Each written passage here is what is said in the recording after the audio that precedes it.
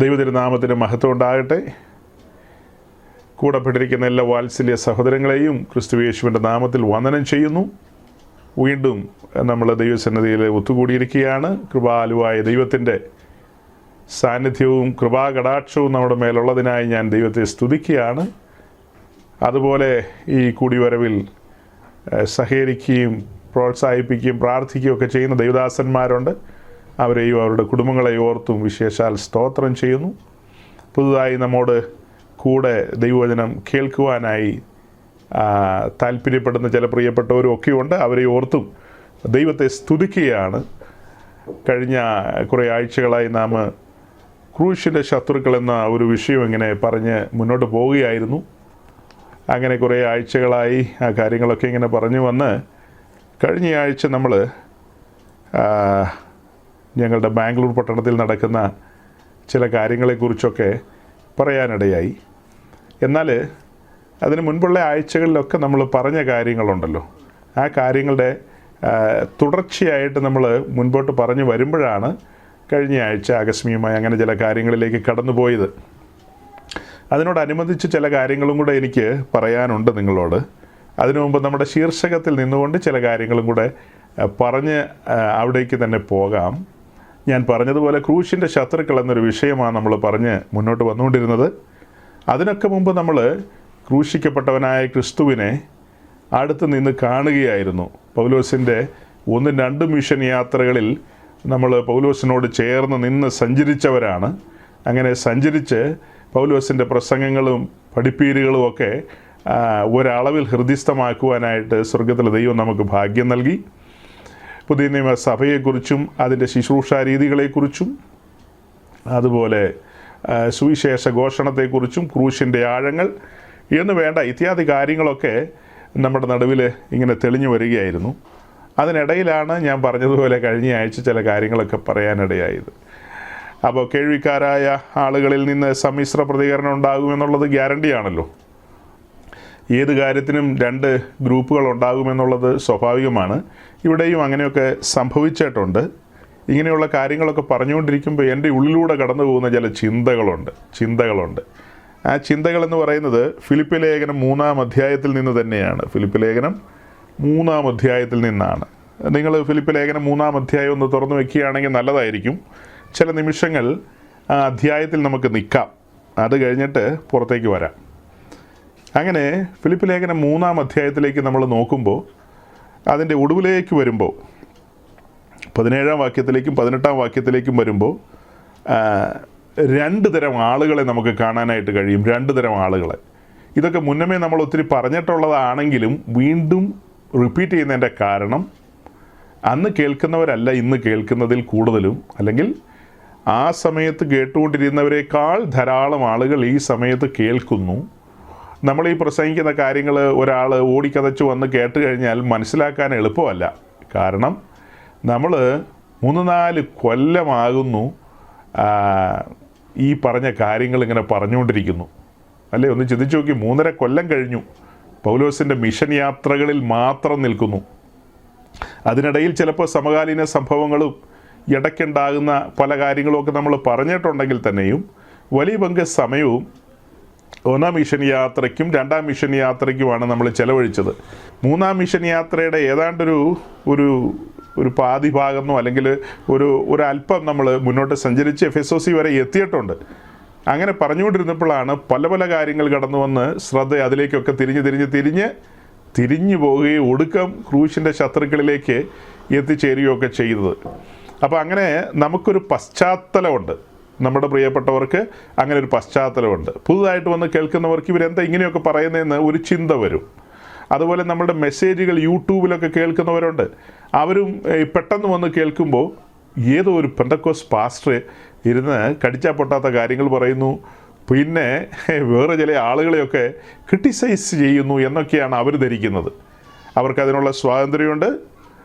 Indian പൗരന്മാരെന്നുള്ള നിലയിൽ, അല്ല ലോകത്തിലെ ഏതെങ്കിലും രാജ്യത്തിലെ പൗരന്മാരാണെങ്കിലും കൊള്ളാം, അവർക്കൊക്കെ സ്വാതന്ത്ര്യമുണ്ട്. കുറച്ച് നാളായി നമ്മളിവിടെ ഒരുമിച്ച് നിന്ന് ക്രൂശിനെ ധ്യാനിക്കുകയും കർത്താവിൻ്റെ ബലിമരണം അടുത്ത് നിന്ന് കാണുകയൊക്കെ ചെയ്ത മനുഷ്യരാണ്. അപ്പോൾ അത് അങ്ങനെ കാണുമ്പോൾ അതിൻ്റെ ഗൗരവവും അതിൻ്റെ ശ്രേഷ്ഠതയും നമ്മളെ സ്വാധീനിച്ചിട്ടുണ്ട്. ആ സ്വാധീനത്തിൽ നിന്നുകൊണ്ടാണ് അതിന് വിരുദ്ധമായി കാണുന്ന കാര്യങ്ങളോട് സന്ധിയില്ലാതെ നമ്മൾ സംസാരിക്കാൻ ഇടവരുന്നത്. അത് പുതുതായി കേൾക്കുന്ന ആർക്കും മനസ്സിലാകില്ല. ഇവർ സാധാരണ പെന്തക്കോസ് പ്രസംഗം പോലെ ഒരു പ്രസംഗം പ്രസംഗിച്ചിട്ട് സ്ഥലം കാലിയാക്കിയാൽ പോരേന്നാണ് പലരും ചിന്തിക്കുന്നത്. അതിനുള്ള മറുപടിയാണ് നമ്മൾ പറഞ്ഞത്, പോരാ, അങ്ങനെയൊന്നും പോരാ. കാരണം കൊടുത്ത വില കനത്ത വിലയാണ്, അല്ലേ? തൻ്റെ അവസാന തുള്ളി രക്തവും ഊറ്റിക്കൊടുത്ത് സമ്പാദിച്ച ആട്ടിൻകൂട്ടത്തെ ചെന്നായി പിടിക്കാൻ വരുമ്പോൾ അപ്പം ഇടയൻ പറയുകയാണ് ചെന്നായോട്, ഞാനൊരു നാരങ്ങ കുടിച്ചിട്ട് വരാം, വെയിറ്റ് ആൻഡ് സീ. അങ്ങനെയൊക്കെ പറയാൻ പറ്റുമോ? ഓപ്പൺ ഫൈറ്റായിരിക്കും. തൻ്റെ ജനത്തെ തെറ്റിച്ച് കളയുന്ന ഏത് സമ്പ്രദായമാണെങ്കിലും ഏത് കാര്യപരിപാടിയാണെങ്കിലും ഇടയൻ അതിനോട് പൊരുതും. കാരണം വിലപിടിപ്പുള്ള ആട്ടിൻകൂട്ടത്തെ തന്നെ ഏൽപ്പിച്ചിരിക്കുകയാണ്, വില കൊടുത്ത് സമ്പാദിച്ച ആട്ടിൻകൂട്ടത്തെ. ആ കാരണത്താൽ ഇടയൻ്റെ ഹൃദയം എപ്പോഴും ആടുമായിട്ട് പറ്റിച്ചേർന്നിരിക്കും. അതുകൊണ്ട് ഇടയൻ പലതും പറഞ്ഞെന്നിരിക്കും. കർത്താവിൻ്റെ ദാസന്മാരെ എല്ലാം ചേർത്ത് വെച്ചാൽ ഞാനീ പറയുന്നത്. അവർ കാര്യങ്ങളെ തുറന്നു പറയും, അതാണ് സംഭവിക്കുന്നത്. അപ്പോൾ ഈ തുറന്നു വെച്ചിരിക്കുന്ന ഫിലിപ്പി ലേഖനത്തിൽ ഞാൻ പറഞ്ഞു 3-ാം അധ്യായത്തിലേക്ക് വരുമ്പോൾ 2 കൂട്ടം ആളുകളെ കാണാം. 3-ാം അധ്യായം 17-ാം വാക്യത്തിൽ പൗലോസ് ലീഗ പറയുകയാണ്, സഹോദരന്മാരെ, നിങ്ങളെല്ലാവരും എന്നെ അനുകരിപ്പിൻ. ഞങ്ങൾ നിങ്ങൾക്ക് കാണിച്ച മാതൃക പ്രകാരം നടക്കുന്നവരെ ശ്രദ്ധിച്ചു നോക്കുവിൻ, അത്തരക്കാരെ പിന്തുടരുവിൻ, അത്തരക്കാരെ ഉറ്റുനോക്കുവിൻ. ഇങ്ങനെയൊക്കെയാണ് പറയുന്നത്. എന്നാൽ അതേസമയം അതിൻ്റെ തൊട്ട് താഴെയുള്ള വാക്യത്തിൽ ഞാൻ പലപ്പോഴും നിങ്ങളോട് പറഞ്ഞതുപോലെ അനേകർ ക്രിസ്തുവിൻ്റെ ക്രൂശിന് ശത്രുക്കളായി നടക്കുന്നു എന്ന് ഇപ്പോൾ കരഞ്ഞുകൊണ്ടും പറയുന്നു. അപ്പോൾ 2 തരം മാതൃകകളാണ് നമ്മുടെ മുമ്പിൽ വന്നിരിക്കുന്നത്. ഒരു കൂട്ടം ആളുകൾ ക്രൂശിൻ്റെ സ്നേഹിതരാണ്. 3:17 പറയുന്നവർ എങ്ങനെയുള്ളവരാ? അവർ ക്രൂശിൻ്റെ സ്നേഹിതരാണ്, അവർ ക്രൂശ് ചുമക്കുന്നവരാണ്. അതേസമയം 18-ാം വാക്യത്തിലേക്ക് വരുമ്പോൾ നമ്മൾ കാണുന്നത് അനേകർ ക്രൂശിൻ്റെ ശത്രുക്കളായി നടക്കുന്നു എന്നുള്ള കാര്യമാണ് നമ്മൾ കാണുന്നത്.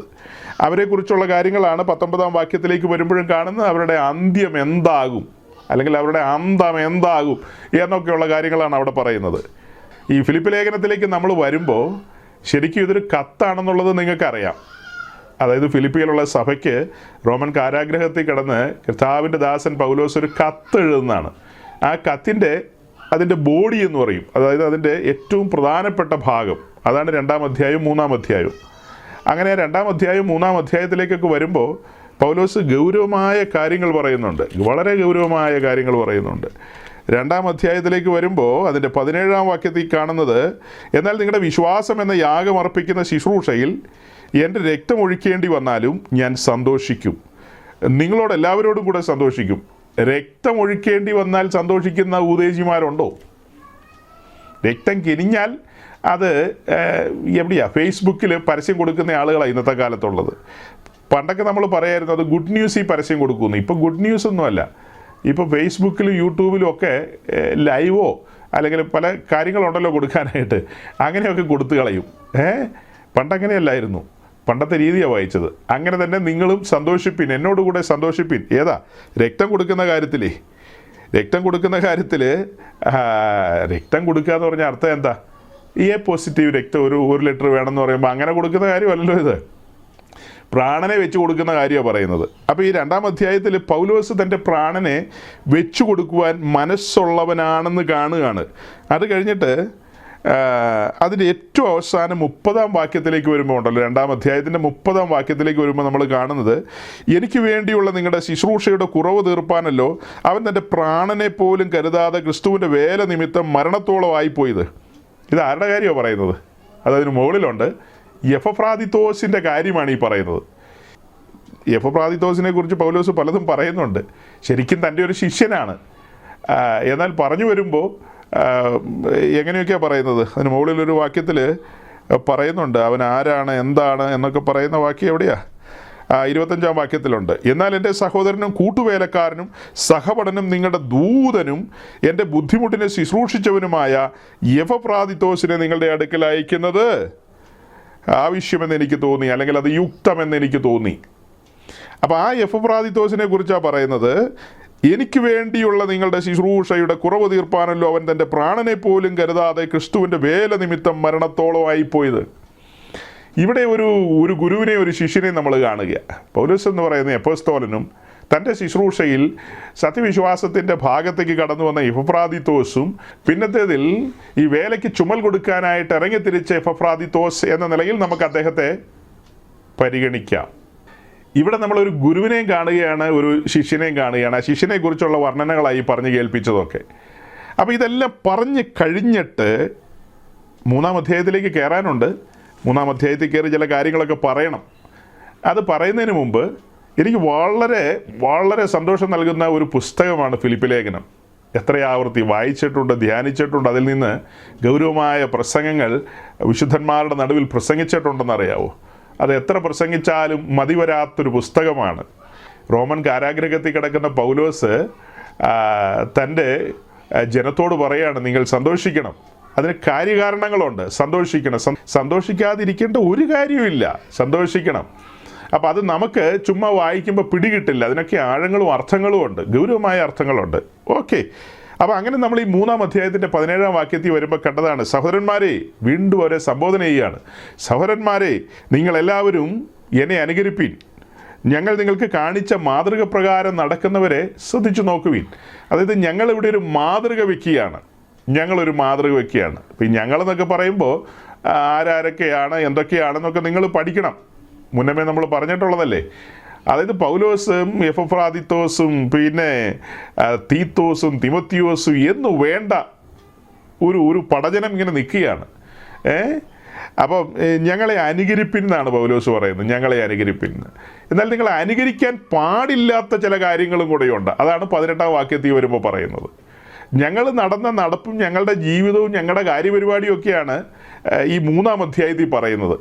3-ാം അധ്യായത്തിലെ കാര്യങ്ങൾ പറഞ്ഞ് ഈ 17-ാം വാക്യത്തിലേക്ക് വരുമ്പോൾ അദ്ദേഹം പറയാണ്, ഇത്രയെല്ലാം പറഞ്ഞിട്ട് പറയാണ്, മാതൃകയാക്കേണ്ടതും പിൻഗമിക്കേണ്ടതുമായ ചില കാര്യങ്ങളാണ് ഇത്രയും പറഞ്ഞത്.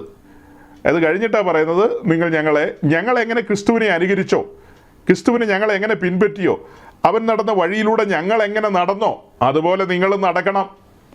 ഞങ്ങളെങ്ങനെ ക്രിസ്തു നടന്ന വഴിയിലൂടെ നടന്നോ അതേ വഴിയിലൂടെ, അതേ പാതയിലൂടെ നിങ്ങൾ നടക്കണം എന്നുള്ളതാണ് അവരെ പ്രബോധിപ്പിക്കുന്നത്. അത് കഴിഞ്ഞിട്ട് നടക്കാൻ പാടില്ലാത്ത വഴിയെക്കുറിച്ചും കൂടെ പറയുകയാണ്. ഇവിടെയാണ് എനിക്ക് ഗൗരവമായി നിങ്ങളോട് സംസാരിക്കാനുള്ളത്. വളരെ ഗൗരവമായി സംസാരിക്കേണ്ട കാര്യങ്ങൾ ഇവിടെയുണ്ട്. ഏതെന്ന് ചോദിച്ചാൽ, അനേകരുടെ ചോദ്യത്തിൻ്റെ മറുപടികളാണ് ഇതൊക്കെ. അനേകരുടെ ചോദ്യത്തിൻ്റെ മറുപടികളാണ്. എൻ്റെ സഹോദരങ്ങളെ, എനിക്ക് ഇന്നത്തെ ഈ ന്യൂ ജനറേഷൻ പെന്തിക്കോസ് എന്ന് പറയുന്ന സാത്താന്യ കൂട്ടത്തെ ഓർക്കുമ്പോൾ സഹതാപം തോന്നുക. പെന്തിക്കോസ് ലോകത്ത് ഞാൻ ഒരാളല്ലാതെ വേറെ ആരെങ്കിലും ഈ മനുഷ്യരെ ഒന്നും ഇങ്ങനെ വിളിക്കുമെന്ന് എനിക്ക് തോന്നുന്നില്ല. എല്ലാവരും മാന്യമായിട്ട് ശ്രേഷ്ഠമായിട്ടും യോഗ്യമായിട്ടും സംസാരിക്കുന്നത്. ഞാൻ ഓപ്പണായിട്ടാണ് പറയുന്നത്, ഇതെല്ലാം പൈശാചിക കൂട്ടങ്ങളാണെന്ന്. അതെന്താ അങ്ങനെ പറയാൻ കാരണം? നിങ്ങൾ കഴിഞ്ഞ ആഴ്ചത്തെ നമ്മുടെ മെസ്സേജിനടിയിൽ വന്ന ഏതാണ്ട് 100-നടുത്ത് കമൻസ് ഉണ്ട്. അതിൽ ഈ പറയപ്പെട്ട ഈ ഉണർവ് സംഭവിച്ച ആളുകളും ഈ അഭിഷേകം മുറ്റി നിൽക്കുന്ന ആളുകളും അവരുടെയൊക്കെ കമൻസൊക്കെ വായിക്കുക. ഞാൻ കുറേ ആളുകളുടെയൊക്കെ പേരും ഫോട്ടോയൊക്കെ കാണിച്ചല്ലോ കഴിഞ്ഞ ആഴ്ച. അവരുടെയൊക്കെ ശിഷ്യഗണങ്ങളാണ്. സഹോദരിമാരും വായിച്ചോ. വായിക്കാൻ പാടില്ലാത്ത സൈസൊക്കെ ഞാൻ ഡിലീറ്റ് ചെയ്ത് കളഞ്ഞിട്ടുണ്ട്. അത്യാവശ്യം കുടുംബത്തിൽ പറഞ്ഞവർക്ക് ഒത്തിരി അടുക്കണ്ട, ഇച്ചിരി അകന്ന് നിന്ന് തങ്കുച്ചായൻ്റെ ശിഷ്യന്മാർ, ഓപ്പണായിട്ട് തങ്കുച്ചായൻ്റെ ശിഷ്യന്മാരൊക്കെ വരുന്നത്. ശിഷ്യകളുണ്ട്, അതുങ്ങൾ ഏതായാലും വന്നിട്ടില്ല, ഭാഗ്യം. അതുങ്ങൾ വായി തുറന്നു കഴിഞ്ഞാൽ നമ്മൾ വിറച്ചു പോവും. ആ സൈസ് ഇനങ്ങളാണ്. അപ്പോൾ അതൊന്നും വന്നിട്ടില്ല. അല്ലാത്ത ഇനങ്ങളൊക്കെയാണ് വന്നിരിക്കുന്നത്. പിന്നെ ഈ നമ്മുടെ ഈ ചത്ത് ചതഞ്ഞ പെന്തിക്കോസ്തുണ്ട്. ആ ചത്ത് ചതഞ്ഞ പെന്തിക്കോസിൽ ഈ ഒന്നിനും കൊള്ളാത്ത സൈസ് കുറേ ആൾക്കാർ, ഈ എന്തിനാ ഇങ്ങനെയൊക്കെ പറയണേ എന്നൊക്കെ ചോദിച്ചു വരുന്ന കുറേ ആൾക്കാരുണ്ട്. ഇതുങ്ങൾക്ക് ഊറ്റിയ രക്തത്തിൻ്റെ വിലയൊന്നും അറിയില്ലെന്നേ. ചുമ്മാ ഏതോ കാലത്ത് ഞാൻ പറഞ്ഞതുപോലെ കയ്യാലപ്പുറത്തുനിന്ന് ഊർന്ന് പെന്തിക്കോസിൽ ചാടി വന്നു, അങ്ങനെ ആരോ പിടിച്ച് വെള്ളത്തിലിട്ടു, അങ്ങനെയൊക്കെ പെന്തിക്കോസായതാ. അതല്ലാതെ ആ വിത്തകത്ത് വന്നിട്ടുണ്ടെങ്കിൽ, ആ വിത്തിൻ്റെ ശൗര്യം അകത്തുണ്ടെങ്കിൽ, ആ അഭിഷേകതയിലും തലയിൽ വീണിട്ടുണ്ടെങ്കിൽ, സത്യവിശ്വാസം വെളിപ്പെട്ട് കിട്ടിയിട്ടുണ്ടെങ്കിൽ, വചനം പ്രകാശിച്ചിട്ടുണ്ടെങ്കിൽ, ആത്മാവിൻ്റെ നടത്തിപ്പുണ്ടെങ്കിൽ ഇങ്ങനെയൊക്കെ പറയുമോ? അവരങ്ങനെയൊക്കെ ചെയ്യട്ടെ, ഇവരിങ്ങനെയൊക്കെ ചെയ്യട്ടെ എന്ന്. ഇവിടെ എനിക്ക് മാതൃക എന്ന് പറയുന്നത് ഇവിടെ ഈ എൻ്റെ ചുറ്റും കാണുന്ന ആളുകളൊന്നുമല്ല. ഞാൻ മാതൃകാ പുരുഷനായിട്ട് എടുക്കുന്ന ശുശ്രൂഷയിൽ പൗലോസ്ലീഗനെയാണ്, പത്രോസിനെയാണ്, യാക്കോബിനെയാണ്, യോഹന്നാനെയാണ്. അല്ലാതെ വേറെ ആളുകളെല്ലാം മാതൃകാ പുരുഷന്മാരായിട്ട് എടുക്കുന്നത്. എൻ്റെ മുൻഗാമികളായ അപ്പോസ്തലന്മാർ എന്തൊക്കെ ചെയ്തു, അവരുടെ ശുശ്രൂഷയുടെ മെത്തേഡ് എന്താണ് എന്നുള്ളതാണ് ഞാൻ നോക്കുന്നത്. ഞാൻ അവരെ ഉറ്റുനോക്കുമ്പോൾ അവരുടെ കയ്യിൽ അളവ് നൂലും തൂക്കുകട്ടയും ഉണ്ട്. അതാണ് ഭയങ്കരം. അവരുടെ കയ്യിൽ അളവ് നൂലും തൂക്കുകട്ടയും ഉണ്ട്. അപ്പോൾ അളവ് നൂലും തൂക്കുകട്ടയും ആരാരുടെ എല്ലാം കയ്യിലുണ്ടോ അവരെല്ലാം ഉറ്റുനോക്കും. എത്ര പ്രശസ്തനാന്ന് പറഞ്ഞാലും എത്ര പേര് കേട്ട കേമനാന്ന് പറഞ്ഞാലും അവരുടെ കയ്യിൽ അളവ് നൂലും തൂക്കുകട്ടയും ഇല്ലെങ്കിൽ നമ്മളവരെ പരിഗണിക്കില്ലെന്നേ. അവർ വേല തകർക്കുന്നവരാണ്, അവർ പണിയുന്ന പണിയെ ഉടച്ചു കളയുന്നവരാണ്. അവരെന്താ പണിയുന്നത്? കയ്യിൽ അളവ് നൂലും തൂക്കുകട്ടയില്ലാതെ എങ്ങനെ പണിയാൻ പറ്റും? ഒരു മേസ്ത്രിക്ക് എങ്ങനെ പണിയാൻ പറ്റും? നമ്മുടെ കൂട്ടത്തിൽ മേസ്ത്രിമാരിപ്പുണ്ട്, അവരോട് ചോദിച്ചാൽ അവർ പറഞ്ഞു തരും നിങ്ങൾക്ക്. നിശ്ചയമായൊരു മേസ്ത്രിയുടെ കയ്യിൽ ഈ വക കാര്യങ്ങളൊക്കെ വേണം. അപ്പം ഞാൻ പറഞ്ഞതുപോലെ എനിക്ക് മാതൃക എന്ന് പറയുന്നത് അപ്പോസ്തലന്മാരാണ്. അതുപോലെ എന്നെ വചനം പഠിപ്പിച്ച് എന്നെ വചനത്തിൽ വളർത്തി എന്നെ നടത്തിയ ദൈവദാസന്മാരുണ്ട്. അവർ മൺമറഞ്ഞു പോയി. അപ്പോൾ അവരിൽ നിന്ന് പകർന്നു കിട്ടിയിട്ടുള്ള ബോധ്യങ്ങളും ശുശ്രൂഷയുടെ രീതികളും ഒക്കെ അത് നമ്മളെ ഭരിക്കുന്നുണ്ട്. 2 വാക്യത്തിൽ എനിക്ക് മെത്തേഡ് കിട്ടുകയല്ലേ, മാതൃക കിട്ടുകയല്ലേ. 17-ാം വാക്യത്തിലൂടെ പറയാണ്, സത്യവിശ്വാസത്തിന് വേണ്ടി നിലകൊള്ളുന്നവരെ നിങ്ങൾ ശ്രദ്ധിച്ചു നോക്കണം. അവർ ക്രൂശ് വഹിക്കുന്നവരാണ്, അവർ ക്രൂശിൻ്റെ പാതയിലൂടെ സഞ്ചരിക്കുന്നവരാണ്. അതേസമയം 18-ാം വാക്യത്തിലുള്ള ആളുകൾ ക്രൂശിൻ്റെ ശത്രുക്കളാണ്. അവർ ക്രൂശ് എടുക്കുന്നവരല്ല. അവർക്ക് ക്രൂശിൻ്റെ ഉപദേശമോ ക്രൂശിൻ്റെ പാതയോ അഥവാ പഴയ പാതയോ അവർക്ക് താല്പര്യമില്ല. അവർ ഇടുക്കമുള്ള വാതിലും ഞെരുക്കമുള്ള വഴിയും കണ്ടെത്തുന്നവരല്ലെന്നേ. അങ്ങനെയുള്ളവരല്ല അവർ. അതേസമയം തൊട്ട് മുകളിൽ 17-ാം വാക്യത്തിൽ കാണുന്നവർ അവർ ഇടുക്കമുള്ള വാതിലും ഞെരുക്കമുള്ള വഴിയും കണ്ടെത്തുന്നവരാണ്. ക്രിസ്തീയ ജീവിതത്തിൽ ഒഴിച്ചുകൂടാൻ പറ്റാത്ത കാര്യമല്ലേ അത്? ഇടുക്കമുള്ള വാതിലും ഞെരുക്കമുള്ള വഴിയും പ്രസംഗിക്കാതെ ഒരുത്തനും കർത്താവിൻ്റെ അഭിഷിക്തനല്ല. എത്ര വലിയ പെന്തിക്കോസ് ആണെങ്കിലും കൊള്ളാം, ഏത് കോസാണെങ്കിലും കൊള്ളാം. ഇടുക്കമുള്ള വാതിലും ഞെരുക്കമുള്ള വഴിയും കണ്ടെത്താത്തൊരു ശുശ്രൂഷകൻ, കണ്ടെത്തിയത് പ്രസംഗിക്കാത്തൊരു ശുശ്രൂഷകൻ, അവരൊന്നും ദൈവത്തിൻ്റെ ദാസന്മാരല്ല. ദൈവത്തിൻ്റെ ദാസന്മാർ ആ കാര്യങ്ങൾ ജനത്തോട് പങ്കുവെക്കും. ആ വാതിൽ കണ്ടെത്തുന്നവരും ആ വഴിയിലൂടെ നടക്കുന്നവരും ചുരുക്കമെന്നാണ് സുവിശേഷങ്ങളിൽ പറയുന്നത്. അതേസമയം നാശത്തിലേക്കുള്ള വാതിലും വഴിയും വിശാലമായ വാതിലും വിശാലമായ വഴിയുമാണ്. അതിലൂടെ നടക്കുന്നവർ, അതായത് കവിഞ്ഞൊഴുകുന്ന അനുഗ്രഹം തേടിപ്പോകുന്ന ആൾക്കാർ, ആ മലവെള്ളപ്പാച്ചിൽ ഒഴുകിപ്പോയ അനേകരുണ്ട്. തിരിച്ചു വരാൻ കഴിയാത്ത വിധത്തിൽ ഒഴുകിപ്പോയ അനേകരുണ്ട്. അത്തരക്കാരുടെ കാര്യമാണ് 18-ാമത്തെ വാക്യത്തിൽ പറയുന്നത്. അതേസമയം 17-ാം വാക്യത്തിലെ കാര്യം ഞാൻ പറഞ്ഞല്ലോ, അവരെത്രക്കാരാണെന്നുള്ളത്. അത് ഒന്നുകൂടെ മനസ്സിലാക്കാൻ വേണ്ടിയിട്ട് പുറകോട്ടൊന്ന് ഇറങ്ങി വന്നാൽ, പിന്നിലേക്ക് ഇറങ്ങി വന്നാൽ 3-ാം അധ്യായത്തിൽ ചില വാക്യങ്ങളിലൂടെ ഞാൻ നിങ്ങളുടെ ശ്രദ്ധയെ കൊണ്ടുപോവുകയാണ്. 3-ാം അധ്യായത്തിലേക്ക് വരുമ്പോൾ അദ്ദേഹം പറയാണ്, അതായത് പൗലോസ്ലീഗ 3-ാം അധ്യായത്തിലേക്ക് വരുമ്പോൾ പൗലോസ്ലീഗ പറയാണ്, ഒടുവിൽ സഹോദരന്മാരെ കർത്താവിൽ സന്തോഷിപ്പീൻ. അങ്ങനെയുള്ള കാര്യങ്ങളാണ് പറഞ്ഞു തുടങ്ങുന്നത്. അതൊക്കെ പറഞ്ഞു തുടങ്ങിയിട്ട്, ഈ സന്തോഷം പറഞ്ഞു തുടങ്ങിയിട്ട് അതിൻ്റെ കണ്ടിന്യൂവേഷൻ സന്തോഷവുമായി ബന്ധപ്പെട്ട കാര്യങ്ങളല്ലേ പറയേണ്ടത്. തൊട്ടടുത്ത് 2-ാം വാക്യത്തിൽ പറയുന്നത് എന്താ? 2-ാം വാക്യം ഒന്ന് വായിച്ചേ. ഫിലിപ്പ് ലേഖനം 3:2. നായ്ക്കളെ സൂക്ഷിപ്പീൻ, ആകാത്ത വേലക്കാരെ സൂക്ഷിപ്പീൻ, വിച്ഛേദനക്കാരെ സൂക്ഷിപ്പീൻ. വിശുദ്ധ തിരുവഴുത്തിൽ നിന്നാണ് കേട്ടോ ഇതൊക്കെ വായിക്കുന്നത്, ദൈവത്തിൻ്റെ വചനത്തിൽ നിന്നാണ് വായിക്കുന്നത്. സന്തോഷിക്കുന്ന കാര്യം അദ്ദേഹം പറയാണ്, അത് വീണ്ടും എഴുതുന്നതിൽ എനിക്കൊരു മടുപ്പുമില്ലെന്നാണ് പറയുന്നത്. അത് പറഞ്ഞു കഴിഞ്ഞിട്ടാണ് പറയുന്നത് നായ്ക്കളെ സൂക്ഷിപ്പീൻ. അത് പറഞ്ഞു കഴിഞ്ഞിട്ടാണ് പറയുന്നത് നായ്ക്കളെ സൂക്ഷിപ്പീൻ, ആകാത്ത വേലക്കാരെ സൂക്ഷിപ്പീൻ. അതായത് ഈവിൾ വർക്കേഴ്സ് എന്നാണ് എഴുതിയിരിക്കുന്നത്. ആകാത്ത വേലക്കാരെ സൂക്ഷിപ്പീൻ. പിന്നീട് പറയുന്നത് എന്താ? വിച്ഛേദനക്കാരെ സൂക്ഷിപ്പിൻ എന്ന്. അതായത് പരിച്ഛേദനയുമായി ബന്ധപ്പെട്ടൊക്കെ വലിയ കാര്യങ്ങളൊക്കെ പറയുന്ന ആളുകളുണ്ട്. അത്തരക്കാരെയൊക്കെ സൂക്ഷിക്കണം എന്നുള്ള കാര്യമാണ് പറയുന്നത്. ഈ വാക്യത്തിലേക്ക് നമ്മൾ സൂക്ഷിച്ചു നോക്കുമ്പോൾ ഈ പറയപ്പെട്ട കാര്യങ്ങളെയൊക്കെ സൂക്ഷിക്കാൻ പൗലോസ്ലീഗ പറയുകയാണ്. അതേസമയം 1-ാം വാക്യത്തിൽ സന്തോഷിക്കാൻ പറയുകയാണ്. സന്തോഷിക്കാൻ പറഞ്ഞിട്ടാണ് ഈ കാര്യം പറയുന്നത്. കാരണം ഇത് സൂക്ഷിച്ചില്ലെങ്കിൽ നിങ്ങളുടെ സന്തോഷം നഷ്ടപ്പെടും. നിങ്ങളുടെ സന്തോഷം നഷ്ടപ്പെടും. അതാണ് മുന്നറിയിപ്പ്. അപ്പോൾ ആളുകൾ ചോദിക്കും, അതെന്താ പൗലോസ് അങ്ങനെ പറയാൻ കാരണം? പൗലോസിന് അങ്ങനെ പറയേണ്ട കാര്യമുണ്ടോ? മറ്റുള്ളവരെ ശ്രേഷ്ഠരെന്ന് എണ്ണാനല്ലേ പഠിപ്പിച്ചിരിക്കുന്നത്? അതേസമയം ആളുകളെ നായ്ക്കളെന്നൊക്കെയാണോ വിളിക്കുന്നത്? വിച്ഛേദനക്കാരെന്നാണോ വിളിക്കുന്നത്? ആകാത്ത വേലക്കാരെന്നൊക്കെയാണോ വിളിക്കുന്നത്? അതൊക്കെ വിധിക്കാൻ പൗലോസിന് ആരാ അധികാരം കൊടുത്തത്? അപ്പം നമ്മളെന്തിനാണ് ഇതൊക്കെ വിധിക്കുന്നത്? അതൊക്കെ ദൈവമല്ലേ തീരുമാനിക്കുന്നത്. ആരാണ് ദൈവത്തിൻ്റെ ദാസന്മാർ, ആരാണ് ദൈവത്തിൻ്റെ ദാസന്മാരല്ലാത്തവർ? ഇതൊക്കെ നമ്മളെന്തിനാണ് നോക്കുന്നത്? അതൊക്കെ ദൈവം നോക്കിക്കോളൂ എന്നാണ് പറയുന്നത്. പക്ഷെ ഒന്നും വില പോവില്ല പൗലോസിൻ്റെ അടുക്കൽ. പൗലോസ് ഓടറാന്ന് പറയും. കാരണം രണ്ടാം മിഷൻ യാത്രയുടെ ആദ്യപാദം ഫിലിപ്പിയ പട്ടണത്തിൽ കടന്നു വന്നതും ഫിലിപ്പിയ പട്ടണത്തിൽ കടന്നു വന്നപ്പോൾ ഫിലിപ്പിയ പട്ടണത്തിലെ ഇലക്ട്രോണിക് സിറ്റിയിൽ അവിടുത്തെ ഒരു ലോഡ്ജിൽ AC റൂമിൽ പൗലോസിന് റൂം ബുക്ക് ചെയ്തായിരുന്നു ഉണർവ് നടത്താൻ വേണ്ടി. പൗലോസിനെ ഒരു റൂം ബുക്ക് ചെയ്തായിരുന്നു അവിടെ ഉണർവ്. ഫിലിപ്പിയ പട്ടണത്തിൻ്റെ ഏതോ ഒരു സ്ട്രീറ്റിലെ ഒരു ഹോട്ടലിലെ ഒരു AC റൂം ബുക്ക് ചെയ്തിരുന്നു. അങ്ങനെയാണോ? ത്രോവസിൽ വെച്ച് ഒരു ദർശനം കാണുകയാണ് മക്കതോനിക്ക് പുറപ്പെടാൻ വേണ്ടിയിട്ട്. അങ്ങനെ ആ ദർശനം കാണുന്ന സമയത്ത് ഒരു പുരുഷൻ അരികെ നിന്നുകൊണ്ട് ഞങ്ങളുടെ അടുക്കൽ വരിക, ഞങ്ങളെ സഹായിക്കുക, സന്ദേശം ഞങ്ങളുടെ അടുക്കൽ അറിയിക്കുക എന്നുള്ള രീതിയിൽ പറയുന്നതായിട്ടാണ് മനസ്സിലാകുന്നത്. മക്കതോനിയ ചെന്നപ്പോൾ ഒരു പുരുഷനുമില്ല, ആരുമില്ല. പിന്നെ ഒരു സ്ത്രീയാണ് കണ്ടുമുട്ടിയത്. ഒരു പുരുഷനാണ് ദർശനത്തിൽ കണ്ടതെങ്കിൽ അവിടെ ചെന്നപ്പോൾ കണ്ടുമുട്ടിയത് ഒരു സ്ത്രീയാണ്. പാവം പിടിച്ച് ലുതിയായ കണ്ടുമുട്ടിയത്. അതൊന്നും സാരമില്ല, ദൈവത്തിൻ്റെ പദ്ധതികൾ അങ്ങനെയാണ്. നമ്മൾ പ്രതീക്ഷിച്ച് പോകുന്ന പോലെ ഒന്നും ആയിരിക്കില്ല. നമ്മൾ ചില ആളുകളെയൊക്കെ പ്രതീക്ഷിക്കും, അയ്യോ ഇവരങ്ങനെ ആയിരിക്കും, ഇവരിങ്ങനെ ആയിരിക്കും, ഇവർ അങ്ങനെ ചെയ്യും ഇങ്ങനെ ചെയ്യും എന്നൊക്കെ. അതൊക്കെ മനുഷ്യൻ്റെ തോന്നലുകൾ മാത്രമാണ്. ദൈവത്തിൻ്റെ പദ്ധതി വേറെയാണ്. ദൈവത്തിൻ്റെ പദ്ധതി ഒരു പുരുഷനെ കണ്ടുപോയ പൗലോസ് അവിടെ ചെന്നപ്പോൾ സ്ത്രീയെ കാണേണ്ടി വന്നു, ആ സ്ത്രീയോട് സുവിശേഷം പറയേണ്ടി വന്നു. പിന്നത്തേതിൽ അവളുടെ ഭവനം തുറന്നു കൊടുത്തു സുവിശേഷം അറിയിക്കുവാൻ പാകത്തിന്. അത് തന്നെയല്ല, അവിടുത്തെ സിനഗോഗുകളിൽ കടന്നു ചെന്ന് സുവിശേഷം അറിയിക്കുവാനായിട്ട് സാധിച്ചു. മാത്രമല്ല അവിടെ വെച്ച് ചില ഇൻസിഡൻസ് ഒക്കെ ഉണ്ടായി.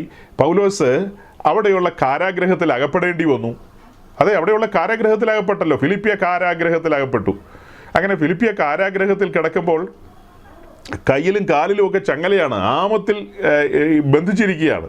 അങ്ങനെ ആ ബന്ധനസ്ഥനായി കാരാഗ്രഹത്തിൽ കിടക്കുന്ന സമയത്ത് അതൊന്നും അത്ര സുഖകരമായ കാര്യമല്ലല്ലോ, ഒട്ടും സുഖകരമായ കാര്യമല്ല. അങ്ങനെ കനത്ത വില കൊടുത്തിട്ടാണ് ഫിലിപ്പിയിൽ ഒരു സഭ സ്ഥാപിച്ചത്. കനത്ത വില കൊടുത്തിട്ടാണ്. അങ്ങനെ അവിടെ സുവിശേഷം അറിയിച്ചും പിന്നെ പട്ടണത്തിൽ വലിയ കലഹമുണ്ടായി, ഇളക്കവും കലക്കവും ഒക്കെ ഉണ്ടായി എന്ന് വേണ്ട ഒത്തിരി പ്രശ്നങ്ങളൊക്കെ ഉണ്ടായി. അങ്ങനെ അതിൻ്റെയൊക്കെ നടുവിൽ അവിടെ സുവിശേഷം അറിയിച്ച് അനേകർ വിശ്വാസ വഴിയിലേക്ക് കടന്നു വരികയും അവരെ സത്യവചനത്തിൽ മുന്നേറുവാൻ അഭ്യസിപ്പിക്കുകയൊക്കെ ചെയ്തു. അങ്ങനെ വില കൊടുത്തൊരു മനുഷ്യനാണ് ഇത് അങ്ങനെ വില കൊടുത്തൊരു മനുഷ്യനാണ് പൗലോസ്. ആ പൗലോസ് കാരാഗ്രഹത്തിൽ കിടക്കുമ്പോഴാണ് അറിയുന്നത് ചില നവീന ഉപദേശങ്ങൾ ഇവിടെ കടന്നു വന്നിരിക്കുന്നു. ചില നവീന ഉപദേശങ്ങൾ, അതായത് ജ്ഞാനമതക്കാരുടെ ഒരു വിളയാട്ടം തന്നെയാണ് ആ സമയത്ത് നടന്നത്. ജ്ഞാനമതക്കാരുടെ നോസ്റ്റിസിസം അങ്ങനെ അത് കൊടുമ്പിരിക്കൊണ്ടിരിക്കുകയാണ്. അതുപോലെ പലതരം വാദങ്ങൾ പരിച്ഛേദനക്കാർ വരെ ഉണ്ടെന്നല്ലേ പറഞ്ഞത്. അതുപോലെ ഈവിൾ വർക്കേഴ്സ് എന്നൊക്കെ പറഞ്ഞു കഴിഞ്ഞാൽ എന്താ അതുകൊണ്ട് മീൻ ചെയ്യുന്നത്? പ്രാർത്ഥിച്ച് ആൾക്കാരുടെ ഉള്ളിൽ ദുരാത്മാവ് കയറ്റുന്ന ബിരുദന്മാരാണ് അവന്മാർ. പ്രവചനം പറഞ്ഞും പല സൈസ് പരിപാടികളും. ഈവിൾ വർക്കേഴ്സ് എന്നൊക്കെ പറയുമ്പോൾ നിങ്ങൾ വിചാരിക്കുക അത് കൊള്ളക്കാരനാണ്, ദാവീദ് ഇബ്രാഹിമാണ്. ദാവീദ് ഇബ്രാഹിം ഒന്നും അങ്ങോട്ട് പോയിട്ടില്ല. ഈവിൾ വർക്കേഴ്സ് എന്നൊക്കെ പറഞ്ഞാൽ അവരുടെ കയ്യിൽ ബൈബിള് കാണും, കറുത്ത പാൻ്റായിരിക്കും ഇട്ടിരിക്കുന്നത്, വെളുത്ത ഷർട്ടായിരിക്കും ഇട്ടിരിക്കുന്നത്. അങ്ങനെ എല്ലാ സംവിധാനങ്ങളും എല്ലാം ഓക്കെ ആയിരിക്കും, കണ്ടാൽ ഒന്നും തോന്നൂല. പക്ഷെ ആത്മാവിൽ വിവേചിക്കുന്ന ദൈവത്തിൻ്റെ ദാസൻ പറയാണ് ഇത്തരക്കാരെ സൂക്ഷിക്കണമെന്ന്. ഇത്തരക്കാരെ അത് എന്തുകൊണ്ടെന്ന് ചോദിച്ചു കഴിഞ്ഞാൽ മറുപടി എത്ര നേരം പറഞ്ഞത്, വലിയ വില കൊടുത്ത് സ്ഥാപിച്ച ഒരു സഭയാണത്. വില കൊടുത്ത് സ്ഥാപിച്ച സഭയാണ് അവിടെ. അവരറിയിച്ച സുവിശേഷമുണ്ട്. ആ സുവിശേഷത്തിന് വിരുദ്ധമായ കാര്യങ്ങൾ അത്തരം കാര്യങ്ങൾ കടന്നു വന്നാൽ കണ്ടു നിൽക്കാൻ കഴിയില്ല. അതുകൊണ്ട് അതിനോട് വിയോജിപ്പ് രേഖപ്പെടുത്തും. ഞാനും അതൊക്കെ തന്നെ ചെയ്തിട്ടുള്ളൂ, വിയോജിപ്പ് രേഖപ്പെടുത്തിയിട്ടുള്ളൂ. സഹോദരങ്ങൾ, ഇത് പറഞ്ഞു വരുമ്പോൾ ഒരു കാര്യം കൂടെ നമ്മുടെ മാന്യ ശ്രോതാക്കൾക്ക് വേണ്ടി പറയാം. അതായത് നമ്മൾ ഈ മെസ്സേജ് പറയുന്നത് ലോകത്തിലെ എല്ലാ വൻകരയിലുള്ള മനുഷ്യരെ ഒരുമിച്ച് ഒരു സ്റ്റേജിന് മുമ്പിൽ കൊണ്ടുവന്നിരുത്തിയിട്ടല്ല ഈ പ്രസംഗിക്കുന്നത്. ഞാനൊരു ശുശ്രൂഷകൻ എന്ന നിലയിൽ കഴിഞ്ഞ ദീർഘമായ നാളുകൾ ഞാനുമായി ബന്ധപ്പെട്ട വിശ്വാസികൾ, കൂട്ടു സഹോദരങ്ങൾ അവരെ ഒരുമിച്ചിരുത്തിയിട്ട് ഒരു ദൈവദാസൻ എന്ന നിലയിൽ അവരെ വചനം പഠിപ്പിക്കുകയും വചനം അവരോട് പങ്കുവെക്കുകയും ഒരു പങ്കുവെക്കലാണ്. അങ്ങനെ നടന്നുകൊണ്ടിരിക്കുകയാണ്, നാളുകളായി നടന്നുകൊണ്ടിരിക്കുകയാണ്. അതേസമയം ഇങ്ങനെ ഈ പ്രസംഗങ്ങളൊക്കെ കേട്ട് വിശ്വാസ വഴിയിലേക്ക് വന്ന സഹോദരങ്ങൾ ലോകത്തിൻ്റെ പല കോണുകളിലുമുണ്ട്. ഈ ഇവിടെ പ്രസംഗിച്ച പ്രസംഗം കേട്ട് വിശ്വാസ വഴിയിൽ വന്ന് വിശ്വാസ സ്നാനത്താൽ ദൈവരാജ്യത്തിൻ്റെ ഭാഗമായി തീർന്നവരുണ്ട്. അപ്പോൾ ഇവിടുത്തെ ഈ മെസ്സേജുകൾ റെക്കോർഡ് ചെയ്യുന്നുണ്ട്. അത് എന്തിനെന്ന് ചോദിച്ചാൽ അങ്ങനെയുള്ള നമ്മുടെ കൂട്ടു സഹോദരങ്ങൾക്ക് വേണ്ടിയിട്ടാണ്, അവരും കേൾക്കാൻ വേണ്ടിയിട്ടാണ്. പഠനത്തോടുള്ള ബന്ധത്തിൽ ആത്മീയമായ മുന്നേറ്റങ്ങൾക്ക് വേണ്ടി ഇത് നമ്മൾ പിന്നത്തതിൽ യൂട്യൂബിൽ അപ്ലോഡ് ചെയ്യും, അത്ര തന്നെ. അപ്പോൾ നമ്മൾ 3-4 വർഷമായിട്ട് പറഞ്ഞുകൊണ്ടിരിക്കുന്ന മെസ്സേജുകളുണ്ട്. ആ മെസ്സേജുകളുടെ ചുവട് പിടിച്ചിട്ടാണ് പിന്നെയും പറഞ്ഞുകൊണ്ടിരിക്കുന്നത്. അല്ലാതെ പെട്ടെന്ന് ഇന്ന് ഒരു പ്രസംഗം എന്നങ്ങ് പ്രസംഗിച്ചേക്കാം എന്നോർത്ത് വന്ന് പ്രസംഗിക്കുകയല്ല.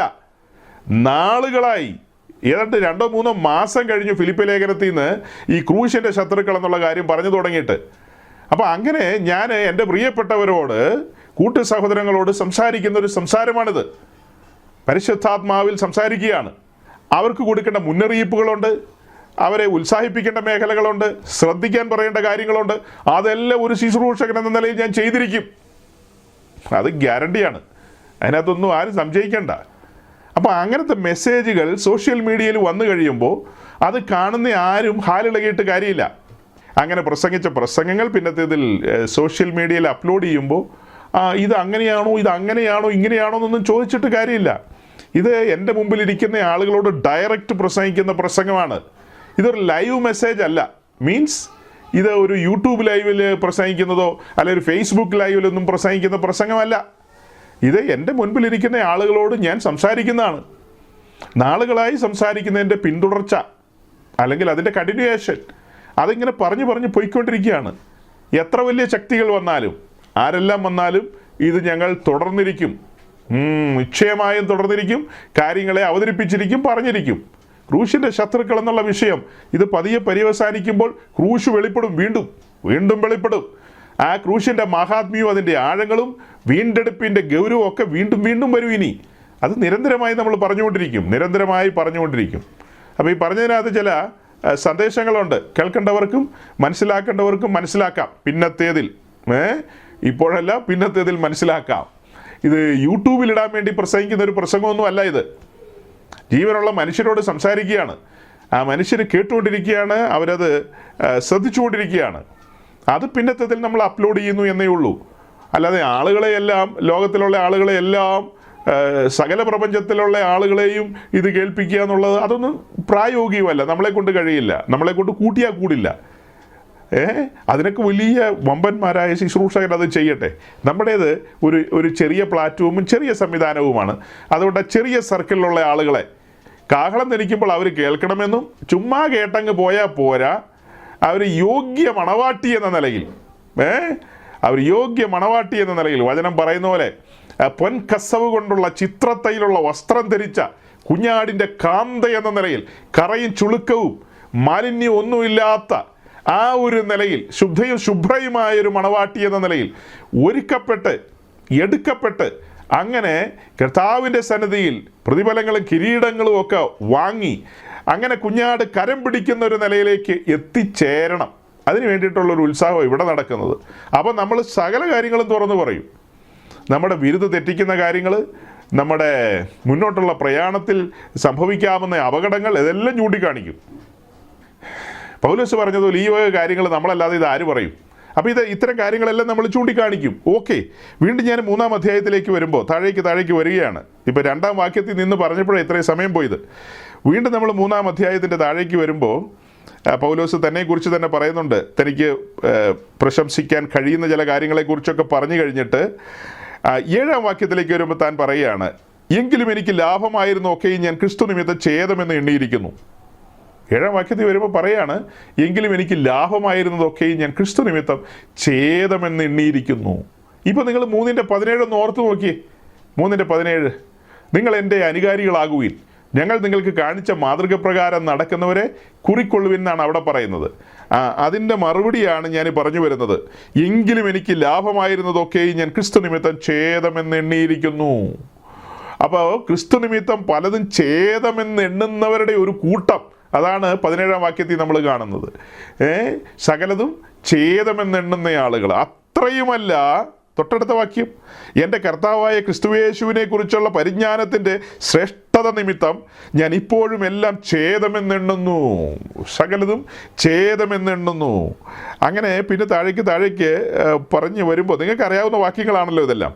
അതിലേറ്റവും സീരിയസ് ആയ വാക്യം എന്ന് പറയുന്ന 10-ാം വാക്യമാണ്. 10-11 ക്രിസ്തുവിൻ്റെ മരണത്തോട് അനുരൂപപ്പെട്ടിട്ട് അവനെയും അവൻ്റെ പുനരുദ്ധാനത്തിൻ്റെ ശക്തിയെയും അവൻ്റെ കഷ്ടാനുഭവങ്ങളുടെ കൂട്ടായ്മയും അനുഭവിച്ചറിയേണ്ടതിനും ഇങ്ങനെ വല്ല വിധേനയും മരിച്ചവരുടെ ഇടയിൽ നിന്നുള്ള പുനരുദ്ധാനം പ്രാപിക്കണമെന്നും വെച്ച് ഞാൻ അവൻ്റെ നിമിത്തം എല്ലാം ഉപേക്ഷിച്ച് ചവറെന്നെണ്ണുന്നു. ഉണർവുകാരെല്ലാം കേട്ടുകൊള്ളുക, ഭൂമി മലയാളത്തിലുള്ള സകല ഉണർവുകാരോടുമാണ് പറയുന്നത്. ഈ 10-11 വാക്യത്തിലേക്ക് നമ്മൾ നോക്കുമ്പോൾ കാണുന്നത് എന്താ? അവൻ്റെ പുനരുത്ഥാന ശക്തിയെ അനുഭവിച്ചറിയേണ്ടതിന് അവൻ്റെ മരണത്തോട് അനുരൂപപ്പെട്ടിട്ട് അവൻ്റെ കഷ്ടാനുഭവങ്ങളുടെ കൂട്ടായ്മയെ അനുഭവിച്ചറിയുകയാണ്. ഈ 3-10-11 വാക്യം നമ്മൾ നോക്കുമ്പോൾ കാണുന്നത് എന്താ? അവൻ്റെ നിമിത്തം എല്ലാം ഉപേക്ഷിച്ച് ചവറന്നെണ്ണുന്നു. ക്രിസ്തു നിമിത്തം സകലതും ചവറന്നെണ്ണുകയാണ്. അവനെ നേടുവാൻ വേണ്ടി, അല്ലെങ്കിൽ ആ തേജസ്സിന്മേൽ തേജസ്സിലേക്ക് എത്തുവാൻ വേണ്ടി, ആ മഹിമയിലേക്ക് പ്രവേശിക്കുവാൻ വേണ്ടി താൻ പലതും ഉപേക്ഷിക്കുന്നു എന്നാണ് വായിക്കുന്നത്. പലതും ഉപേക്ഷിച്ച് പലതും ചവറന്നെണ്ണുകയാണ്. തൻ്റെ ചുറ്റും കാണുന്ന കാര്യങ്ങളെയെല്ലാം പൗലോസ് എങ്ങനെയാണ് പരിഗണിക്കുന്നത്? കേവലം യൂസ് ആൻഡ് ത്രോ, അല്ലെങ്കിൽ ട്രാഷ് എന്ന നിലയിലാണ്, ചവർ എന്ന നിലയിലാണ് പരിഗണിക്കുന്നത്. അപ്പോൾ അങ്ങനെ പരിഗണിക്കുന്ന പൗലോസിനോട് കൂടെ നടക്കുന്നവരുണ്ട്. തീത്തോസും തിമത്തിയോസും, ഇപ്പം പറഞ്ഞ എഫ്രാദിത്തോസും എഫ്രാസും തീഹിക്കോസും എന്നു വേണ്ട, സിലനോസ്, അങ്ങനെ കിടക്കുന്നു ഒരു പറ്റം. ഇവരെല്ലാം ചേർത്ത് വെച്ചിട്ടാണ് പൗലോസ് പറയുന്നത്, ഞങ്ങൾ നിങ്ങൾക്ക് കാണിച്ച മാതൃക പ്രകാരം നടക്കുന്നവരെ കുറിക്കൊള്ളുവിൻ. ഇതാണ് മാതൃക. കഴിഞ്ഞ ആഴ്ച നമ്മളൊരു ഉണർവുകാരൻ്റെ പ്രസംഗം കേൾപ്പിച്ചില്ലേ? ഉണർവുകാരൻ എന്നാ പറയുന്നത്? നീ 100ൻ്റെ നോട്ട് കണ്ടിട്ടില്ലെങ്കിൽ ഇനി 100ൻ്റെ നോട്ടല്ല, നീ ഡോളർ കാണാൻ പോകുന്നു, ദിനാറ് കാണാൻ പോകുന്നു, പൗണ്ട് കാണാൻ പോകുന്നു എന്നൊക്കെയാണ് പറയുന്നത്. പക്ഷെ ഇവിടെ പൗലോസ് ലീഗ എന്താ പറയുന്നത്? കർത്താവിൻ്റെ അഭിഷിക്തൻ, കർത്താവിൻ്റെ അപ്പസ്തോലൻ എന്താ പറയുന്നത്? ക്രിസ്തുവിനെ നേടേണ്ടതിന്, അവൻ്റെ കഷ്ടാനുഭവങ്ങൾക്ക് പങ്കാളിത്തം വഹിക്കേണ്ടതിന്, അതിനൊക്കെ വേണ്ടി ഒരു സമർപ്പണത്തിലേക്ക് വരികയാണ് പൗലോസ്. താനൊരു സമർപ്പിതനെന്നാണ് പറഞ്ഞു വരുന്നത്. ഈ 3-ാം അധ്യായത്തിൽ നമുക്ക് കണ്ടെത്താൻ കഴിയുന്ന ഏറ്റവും ലളിതമായ കാര്യം എന്താ? കർത്താവിൻ്റെ ദാസൻ പൗലോസ് ഒരു സമർപ്പിതനായ പൗലോസ്. അങ്ങനെ ആ സമർപ്പണത്തിൽ നിൽക്കുന്ന പൗലോസ് പറയുകയാണ്, ഞങ്ങൾ നിങ്ങൾക്ക് കാണിച്ച മാതൃക പ്രകാരം നടക്കുന്നവരെ കുറിക്കൊള്ളുവിനെന്ന്. എത്ര സീരിയസാ ആ വാക്യത്തിലേക്ക് നമ്മൾ നടന്നെടുക്കുക. ഫിലിപ്പി ലേഖനം 1-ാം അധ്യായം മുതൽ അങ്ങനെ നടന്ന് വന്ന് 3-ാം അധ്യായത്തിലേക്ക് വരുന്നു. അതിനിടയിലൊക്കെ ഓർമ്മിപ്പിക്കുക സന്തോഷിപ്പിനെന്ന്. ആ സന്തോഷിപ്പിനെന്ന് പറയുമ്പോൾ അവിടെ എല്ലാം രക്ഷയാണ് പ്രൊജക്റ്റ് ചെയ്ത് നിൽക്കുന്നത്. സന്തോഷിക്കാൻ ഒരു സാധ്യതയില്ലാത്ത സാഹചര്യത്തിലായിരുന്നു നമ്മളൊക്കെ. അങ്ങനെ ആ സാഹചര്യത്തിൽ നമ്മെ വീണ്ടെടുത്ത് ഉറപ്പുള്ള പാറമേൽ നിർത്തിയിരിക്കുന്നു. നമ്മുടെ വായിൽ പുതിയ പാട്ട് തന്നിരിക്കുന്നു. ഒരു പ്രത്യാശയുണ്ട് നമുക്ക്, ജ്വലിക്കുന്നൊരു പ്രത്യാശയുണ്ട്. ഇതെല്ലാം ഓർത്തിട്ടാണ് പറയുന്നത് സന്തോഷിച്ചോളാം. പത്രോസും അതേ കാര്യമല്ലേ പറയുന്നത്? രക്ഷയിൽ ആനന്ദിക്കുന്ന കാര്യമാണ് പറയുന്നത്. പറഞ്ഞു തീരാത്തതും മഹിമയുള്ളതുമായ സന്തോഷം എന്നാണ് പത്രോസും പറയുന്നത്. അപ്പോസ്തലന്മാരെല്ലാം ആ രക്ഷ അനുഭവിച്ചവരാണ്, ആ രക്ഷയെ ഘോഷിച്ചവരാണ്, അനേകരുടെ മുമ്പാകെ രക്ഷ പ്രസംഗിച്ചവരാണ്. ഓക്കെ, അങ്ങനെ പറഞ്ഞാണ് ഈ 3-ാം അധ്യായത്തിൽ പൗലോസ് തൻ്റെ ജീവിതാനുഭവങ്ങളെല്ലാം പറഞ്ഞു കൊണ്ടുവരികയാണ്. ഒരു മാതൃക വയ്ക്കുകയാണ്, ഒരു പാറ്റേൺ വയ്ക്കുകയാണ് അവിടെ. ഈ പാറ്റേണിൽ നടക്കുന്നവരെ കുറിക്കൊള്ളാനാണ് പറയുന്നത്. ഇപ്പം ഈ 10-ാം വാക്യത്തിൽ നമ്മൾ കാണുന്നത് എന്താ? 10-ാം വാക്യത്തിൽ കാണുന്നതാണ് ക്രൂശ്. 10-ാം വാക്യത്തിൽ എന്താ കാണുന്നത്? അവിടെ അങ്ങനെ ക്രൂശിനെ കുറിച്ചുള്ള എഴുതിയിട്ടുണ്ടോ? ഒന്നോട്ട് നോക്കി. അവൻ്റെ മരണത്തോട് അനുരൂപപ്പെട്ടിട്ട് അവനെയും അവൻ്റെ പുനരുത്ഥാനത്തിൻ്റെ ശക്തിയെയും അവൻ്റെ കഷ്ടാനുഭവങ്ങളുടെ കൂട്ടായ്മയും അനുഭവിച്ചറിയേണ്ടതിനും എന്ന് പറയുമ്പോൾ അവിടെ ക്രൂശാണ് വെളിപ്പെടുന്നത്. അവിടെ ഒരു സമർപ്പണമാണ് നമ്മൾ കാണുന്നത്. പൗലോസിൻ്റെ സമർപ്പണമാണ് കാണുന്നത് ആ വാക്യത്തിൽ. അങ്ങനെ സമർപ്പിതരായ ഒരു കൂട്ടം ആളുകളെയാണ് പൗലോസ് 17-ാം വാക്യത്തിൽ പരിചയപ്പെടുന്നത്. അതല്ലാത്ത ആളുകളുണ്ട്. അല്ലാത്ത ആളുകളെയാണ് നമ്മൾ 2-ാം വാക്യത്തിൽ ആദ്യമേ കണ്ടത്. അവരെ തന്നെയാണ് നമ്മൾ 18-ാം വാക്യത്തിലും 19-ാം വാക്യത്തിലും കാണുന്നത്. അവരെല്ലാം ക്രൂശിൻ്റെ ശത്രുക്കളാണ്. പറഞ്ഞു വരുമ്പോൾ അവരൊക്കെ റൈറ്റ് റവറൻറ്റുമാരായിരിക്കും, അവർ പലതുമായിരിക്കും. എന്നാൽ ഇവരെല്ലാം ക്രൂശിൻ്റെ ശത്രുക്കളെന്നാണ് പൗലോസ് പറയുന്നത്. അത് അങ്ങനെ പറയേണ്ടതുണ്ടോ എന്ന് ചോദിച്ചാൽ അങ്ങനെ പറയേണ്ടതുണ്ടെന്ന് ഞാൻ ഒന്നുകൂടെ പറയുക. അങ്ങനെ പറയേണ്ടതുണ്ട്, അങ്ങനെ പറഞ്ഞിരിക്കും. ദൈവത്തിൻ്റെ അഭിഷിക്തന്മാരാണേ പറഞ്ഞിരിക്കും. അല്ലാത്ത ഈ ചില്ലറയ്ക്ക് വേണ്ടി നടക്കുന്ന ആളുകൾക്ക് അതൊന്നും പറയേണ്ട കാര്യമില്ല. അവർക്ക് നാളെ സ്റ്റേജ് കിട്ടുമോ, ആരെങ്കിലുമൊക്കെ അങ്ങനെ ചെയ്യുമോ ഇങ്ങനെ ചെയ്യുമോ എന്നൊക്കെ ചിന്തിക്കേണ്ടി വരും. ഇവിടെ നമുക്ക് അങ്ങനത്തെ ഒരു ചിന്തയില്ലെന്നേ, യാതൊരു ചിന്തയില്ല. പ്രയോജനമുള്ളത് ഒന്നും മറച്ചു വയ്ക്കുന്നില്ല, എല്ലാം തുറന്നു പറയുകയാണ്. സത്യവിശ്വാസികൾ മുൻപോട്ട് പോകുമ്പോൾ അപകടങ്ങളുണ്ട്. ആകാത്ത വേലക്കാർ ചുറ്റുമുണ്ട്. നമ്മൾ മുന്നമേ കണ്ടതുപോലെ ക്രൂശിൻ്റെ ശത്രുക്കൾ എന്ന് പറഞ്ഞു കഴിഞ്ഞാൽ അവരെക്കുറിച്ച് പിന്നെ എന്താ കണ്ടത്? അവർ ശപിക്കപ്പെട്ടവരാണ്. പത്രോസ് അതിനെക്കുറിച്ച് പറയുന്നത് എന്താ? അവർ അധർമ്മികളാണ്, അവർ പ്രമാണം തെറ്റിച്ച് നടക്കുന്നവരാണ്. അങ്ങനെ പല കാര്യങ്ങളല്ലേ പറയുന്നത്. അല്ലേ? അവർ ശപിക്കപ്പെട്ടവരാണ്, അവർ അധർമ്മികളാണ്, അവർ ക്രൂശിൻ്റെ ശത്രുക്കളാണ്. അത്തരക്കാരിൽ നിന്നെല്ലാം അകന്നിരിക്കണം. അത്തരക്കാരെ വെച്ച് ഉപവാസ പ്രാർത്ഥന നടത്താനല്ല ബൈബിൾ പറയുന്നത്. അത്തരക്കാരെ വെച്ച് ഉപവാസ പ്രാർത്ഥന നടത്താനല്ല ബൈബിൾ പറയുന്നത്. അത്തരക്കാരിൽ നിന്നൊക്കെ അകന്നിരിക്കാനാണ്. അങ്ങനെ അകന്ന പിന്നെ ആരെയാണ് കിട്ടുന്നതെന്ന് ചോദിച്ചാൽ, ആരെയും കിട്ടിയില്ലെങ്കിൽ പ്രസംഗിക്കണ്ടെന്ന് വെക്കണം, മീറ്റിംഗ് നടത്തണ്ടെന്ന് വിചാരിക്കണം. അങ്ങനെയല്ലേ? നമ്മുടെ നാട്ടിലൊരു ചൊല്ലുണ്ട്, പെണ്ണ് കിട്ടിയില്ല എന്ന് നേരത്തെ ആരെങ്കിലും പെങ്ങളെ കിട്ടുമെന്ന് ചോദിച്ച പോലെ. അതൊരു നല്ല ഉദാഹരണമാണോ? ഇരിക്കട്ടെ. അപ്പോൾ ആരെയും പ്രസംഗിക്കാൻ കിട്ടിയില്ലെങ്കിൽ ഇത്തരക്കാരെ വിളിച്ച് പ്രസംഗിപ്പിക്കേണ്ട കാര്യമില്ലെന്നുള്ളതാണ് അവിടെ പറയാനായിട്ടുള്ളത്. അപ്പം ഈ 18-ാം വാക്യത്തിൽ അത് പറയുമ്പോൾ ഉണ്ടല്ലോ, ഒരു കാര്യം കൂടെ ഒന്ന് ഓർപ്പിച്ചേക്കാം. 18-ാം വാക്യത്തിൽ കാണുന്നത്, ഞാൻ പലപ്പോഴും നിങ്ങളോട് പറഞ്ഞതുപോലെ അനേകർ ക്രിസ്തുവിൻ്റെ ക്രൂശിന് ശത്രുക്കളായി നടക്കുന്നു. 18-ാം വാക്യത്തിൽ നമ്മൾ കാണുന്ന അനേകർ എന്നുള്ളൊരു പദവും കൂടെയുണ്ട്. അത് ഞാൻ വേറെ ചില സ്ഥലങ്ങളിലും കൂടി ഒന്ന് കടന്നു പോവുകയാണ്. അപ്പോൾ അവിടെയൊക്കെ നമുക്ക് കാണാൻ കഴിയും, അനേകർ ക്രൂശിൻ്റെ ശത്രുക്കളായി നടക്കുന്നു, അനേകർ ക്രൂശിൻ്റെ ശത്രുക്കളായി നടക്കുന്നു. 2 കൊരിന്ത്യർ ലേഖനം 2:17 കൂടെ വായിച്ചേ. 2 കൊരിന്ത്യർ ലേഖനം 2:17. ഞങ്ങൾ ദൈവവചനത്തിൽ കൂട്ടിച്ചേർക്കുന്ന വിജയത്തിനെ പോലെ അല്ല, നിർമ്മലതയോടും ദൈവത്തിന്റെ കൽപ്പനയാലും ദൈവസന്നിധിയിൽ ക്രിസ്തുവിൽ സംസാരിക്കുന്നു. ഇവിടെ കൊരിന്ത്യരോട് പൗലോസ് പറയുകയാണ്, ഞങ്ങൾ ദൈവവചനത്തിൽ കൂട്ടിച്ചേർക്കുന്ന അനേകരെ പോലെയല്ല. അപ്പോൾ ദൈവവചനത്തിൽ അനേകർ കൂട്ടിച്ചേർക്കുകയാണ്. നിർമ്മലതയോടും ദൈവത്തിൻ്റെ കൽപ്പനയാലും ദൈവസന്നിധിയിൽ ക്രിസ്തുവിൽ സംസാരിക്കുന്നു. തങ്ങൾ സംസാരിക്കുന്ന ക്രിസ്തുവിലാണ് സംസാരിക്കുന്നത്. ദൈവവചനത്തിൽ കൂട്ടുചേർക്കുന്നില്ല. കൂട്ടുചേർക്കുമ്പോൾ എന്താ സംഭവിക്കുന്നത്? ഏതൊരു ഫുഡ് പ്രൊഡക്റ്റിലാണെങ്കിലും കൂട്ടുചേർത്ത് കഴിഞ്ഞാൽ അതിൻ്റെ ടേസ്റ്റും അതിൻ്റെ ഗുണവും അതെല്ലാം നഷ്ടപ്പെട്ടു പോകില്ലേ എന്ന് പറഞ്ഞതുപോലെയാണ് ദൈവത്തിൻ്റെ വചനത്തിൽ, ശക്തിമത്തായ ദൈവവചനത്തിൽ വെള്ളം ചേർത്ത് കഴിഞ്ഞാൽ അതിൻ്റെ ശക്തി ചോർന്നു പോവുകയല്ലേ. അതിനകത്ത് മാനുഷികമായ സമ്പ്രദായങ്ങളും മാനുഷിക ജ്ഞാനങ്ങളും ഒക്കെ ഈ 2 കൊരിന്ത്യർ ലേഖനം 2-ാം അധ്യായത്തിലുണ്ട്. ഞങ്ങൾ ജഡജ്ഞാനത്തിലല്ലെന്ന്, വേർഡ്ലി വിസ്ഡത്തിലല്ല ഞങ്ങൾ ശുശ്രൂഷിക്കുന്നത്, ജഡജ്ഞാനത്തിലല്ല ഞങ്ങൾ സംസാരിക്കുന്നത്, പരിശുദ്ധാത്മാവിലാണെന്നുള്ളതാണ് പൗലോസ് പറയുന്നത്. അപ്പോൾ ഇത് പറഞ്ഞിട്ട് ഞാൻ ഈ യെശയ്യാ പ്രവാചകന്റെ പുസ്തകം 9:16 ഒരു വാക്യം കൂടി ഒന്ന് വായിക്കാം. ഇവിടെ വായിക്കുന്നത് എന്താ? ഈ ജനത്തെ നടത്തുന്നവർ അവരെ തെറ്റിച്ചു കളയുന്നു, അവരാൽ നടത്തപ്പെടുന്നവർ നശിച്ചു പോകുന്നു. അതിൻ്റെ കാര്യകാരണമാണ് ഞാൻ കഴിഞ്ഞ ആഴ്ച ചില പിക്ചറുകളൊക്കെ കാണിച്ചുകൊണ്ട് നിങ്ങളെ ബോധ്യപ്പെടുത്തിയത്. അതൊക്കെ കണ്ട ആളുകൾക്കൊക്കെ വലിയ വിഷമം ഉണ്ടായിട്ടുണ്ട്. വിഷമിച്ചിട്ടൊന്നും കാര്യമില്ല. ആ പിക്ചറിൽ കണ്ട ആളുകളെയൊക്കെ നിങ്ങൾ നേരിട്ട് കാണുകയോ ഫോൺ ചെയ്യുകയോ ഒക്കെ ചെയ്തിട്ട് അവരെ ബുദ്ധി ഉപദേശിക്കുക. ഈ ആകാത്ത വഴികളിലൂടെയൊക്കെ നടക്കാതെ, ആകാത്ത കൂട്ടുകെട്ടുകളൊക്കെ കൂടാതെ ശരിയായ വണ്ണം ദൈവത്തിൻ്റെ വചനം നിർമ്മലതയോടെ പ്രസംഗിക്കാൻ അവരോട് പറഞ്ഞു കൊടുക്കുക. നമുക്കിത് പറയേണ്ട സാഹചര്യം വന്നത് എന്താ? ഇങ്ങനെയുള്ള കാഴ്ചകൾ സാമൂഹ്യ മാധ്യമങ്ങളിലൂടെ വളരെ പ്രചാരം നേടുമ്പോൾ നമ്മുടെ പ്രിയപ്പെട്ട സഹോദരങ്ങളൊക്കെ ഇത് കാണുന്നവരാണ്. അവരുടെ മുമ്പാകെ ബുദ്ധി ഉപദേശിക്കേണ്ട ഉത്തരവാദിത്വം ഉള്ളതുകൊണ്ടാണ് ഞാൻ ഇങ്ങനെയുള്ള കാര്യങ്ങളൊക്കെ പറയുന്നത്. സഹോദരങ്ങളെ, ഈ കാണിക്കുന്ന കാര്യങ്ങളൊന്നും ശരിയായ ഒരു രീതിയല്ല. ഇത് പരിശുദ്ധാത്മ നിയോഗത്തിൽ ചെയ്യുന്ന കാര്യങ്ങളല്ല, തെറ്റായ കാര്യങ്ങളാണ്, തെറ്റായ കൂട്ടുകെട്ടുകളാണ്. അതിനാണ് കഴിഞ്ഞ ആഴ്ച നമ്മൾ വചനത്തിലൂടെ തെളിയിച്ചത്. ആഹാബ് ദൈവത്തിൻ്റെ അഭിഷിക്തൻ. ആരാണ് ആഹാബ്? ദൈവത്തിൻ്റെ അഭിഷിക്തൻ. ഇസബേലിൻ്റെ ഭർത്താവ് ആഹാബ് ദൈവത്തിൻ്റെ അഭിഷിക്തനാണ്. അതേസമയം ദാവീദിൻ്റെ കൊച്ചുമോൻ യഹോശഫാത്ത്, അവനും ദൈവത്തിൻ്റെ അഭിഷിക്തനാണ്. തെക്കേ ദേശത്തെ രാജാവായ യഹോശഫാത്ത് വടക്കേ ദേശത്തെ രാജാവായ ആഹാബിനോട് സംബന്ധം കൂടാൻ പാടില്ല.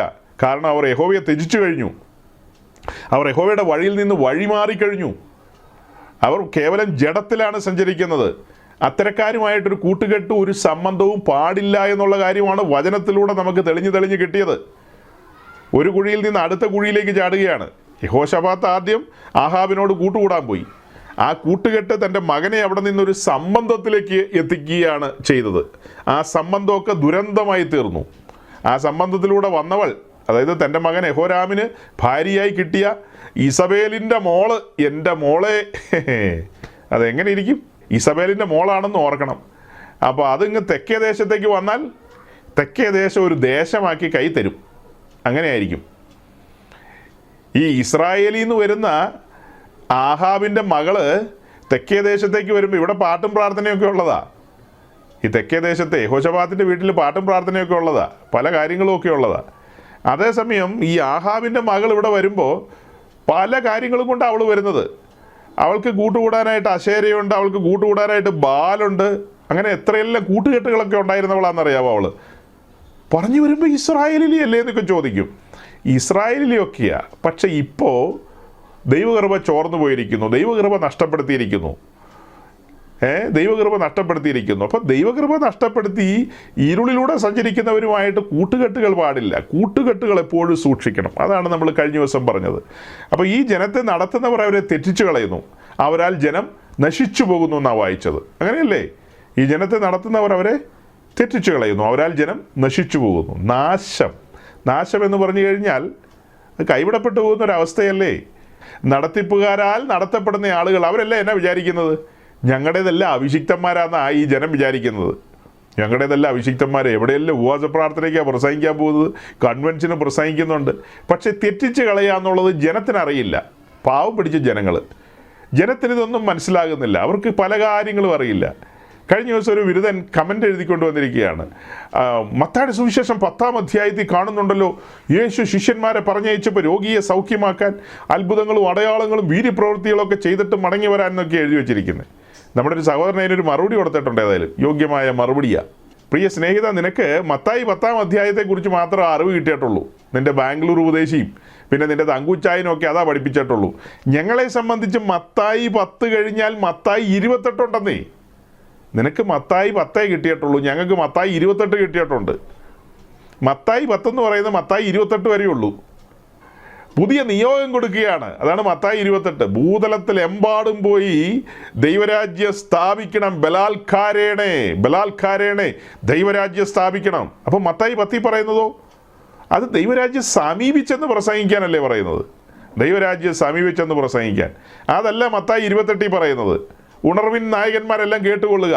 മത്തായി 10-ഉം മത്തായി 28-ഉം തമ്മിലുള്ള അന്തരം നിങ്ങളുടെ ഉണർവ് യോഗങ്ങളിലൊന്നും വെളിപ്പെടില്ല.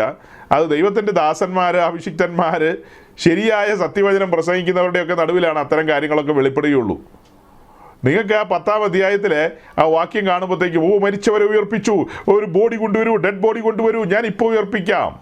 അതൊന്നും അല്ല പുതിയ നിയമ ശുശ്രൂഷ മിസ്റ്റർ. അതൊക്കെ ഈ 3.5 വർഷത്തെ കാലത്ത് അവർ ഏൽപ്പിച്ച അസൈൻമെൻറ്റുകളാണ്. കുഷ്ഠരോഗിയെ സൗഖ്യമാക്കുക, ഭൂതങ്ങളെ പുറത്താക്കുക, ഇങ്ങനെയൊക്കെയുള്ള കാര്യങ്ങൾ. അതേസമയം മാളിക മുറിക്ക് ശേഷം ദൈവരാജ്യം സ്ഥാപിക്കുകയാണ്. അതിനോട് ചേർത്ത് വെച്ച് പറയുന്ന വാക്യം എന്ന് പറയുന്നത് എഫേസ്യ ലേഖനം 5-ാം അധ്യായത്തിലാണ്. വാഴ്ചകളെയും അധികാരങ്ങളെയും ഈ അന്ധകാര ലോകത്തിൻ്റെ അധിപതികളെയും സ്വർലോകത്തിലെ ദുഷ്ടാത്മ സേനകളെയും എല്ലാം കാൽക്കീഴിലിട്ടുകൊണ്ട്, അതിനാണ് പട്ടണത്തിൽ കാത്തിരിക്കാൻ പറഞ്ഞത്. ഇപ്പോൾ വാങ്ങി പോകണ്ട, കാത്തിരുന്ന് ഉയരത്തിലെ ശക്തി ധരിക്കുക. ഉയരത്തിലെ ശക്തി ധരിച്ചിട്ട് ദൈവരാജ്യം സ്ഥാപിക്കുക. അതിനല്ലേ ഞങ്ങൾ ഇലക്ട്രോണിക് സിറ്റി കൂടിയിരുന്നതെന്നാണ് പലരും ചോദിക്കുന്നത്. ഇലക്ട്രോണിക് സിറ്റി കൂടിയിരിക്കാനല്ല പറഞ്ഞത്, ദൈവവചനത്തിൻ്റെ മുമ്പാകെ കീഴടങ്ങാനാണ് പറഞ്ഞത്. ദൈവവചനത്തിന് മുമ്പാകെ, അല്ലാതെ കുറേ ചേഷ്ടകളും കോമാളിത്തരങ്ങളും കാണിക്കാനല്ല പറഞ്ഞത്. വായിച്ച് കേൾപ്പിച്ചില്ലേ ഫിലിപ്പി ലേഖനം 3:10-11. ക്രിസ്തു നിമിത്തം സകലത് ഉപേക്ഷിച്ച് എല്ലാം ചവറന്നെണ്ണുന്നു. അവിടെയാണ് യഥാർത്ഥ ഉണർവ് വ്യാപരിക്കുന്നത്. പെന്തക്കോസ്റ്റ് എന്ന് പറയുന്നത് ഡോളറും ദിനാറും വരുന്ന പ്രസംഗിക്കുന്ന സ്ഥലമല്ല. ഇത് ഉപേക്ഷണത്തിൻ്റെ സ്ഥലമാണ്. ഇത് ത്യജിക്കുന്ന സ്ഥലമാണ്. ക്രൂശ് എടുക്കുന്നവരുടെ കൂട്ടമാണ്. മുന്നമേ പറഞ്ഞല്ലോ, ഇടത്തെ കരണത്തടിച്ച വലത്തേത് കാണിച്ചു കൊടുക്കുക, മേൽമുണ്ടെടുത്ത പുതപ്പും വിട്ടുകൊടുക്കുക. 1 നാഴിക നടക്കാൻ പറഞ്ഞ 2 നാഴികയല്ല 4 നാഴിക നടക്കുക. അതാണ് പെന്തക്കോസ്റ്റ്. അതാണ് യഥാർത്ഥ ഉണർവിൻ്റെ ലക്ഷണങ്ങൾ. ഉണർവിൻ്റെ ലക്ഷണങ്ങൾ അതൊക്കെയാണ് അല്ലേ? എല്ലാം ഉപേക്ഷിച്ച് ചവറന്നെണ്ണുകയാണ്. ആ ഒരു തലത്തിലേക്കാണ് വരേണ്ടത്. ആ ഒരു തലത്തിലേക്ക്, അവിടെയാണ് യഥാർത്ഥ ഉണർവ് വ്യാപരിക്കുന്നത്. ആട്ടെ, ഈ ജനത്തെ നടത്തുന്നവർ അവരെ തെറ്റിച്ച് കളയുന്നു, അവരാൽ ജനം നശിച്ചു പോകുന്നു. അത് കഴിഞ്ഞിട്ട് ഇരമ്യാവിൻ്റെ പുസ്തകം 12-ാം അധ്യായത്തിൻ്റെ 10-ാം വാക്യം കൂടെ വായിക്കണം.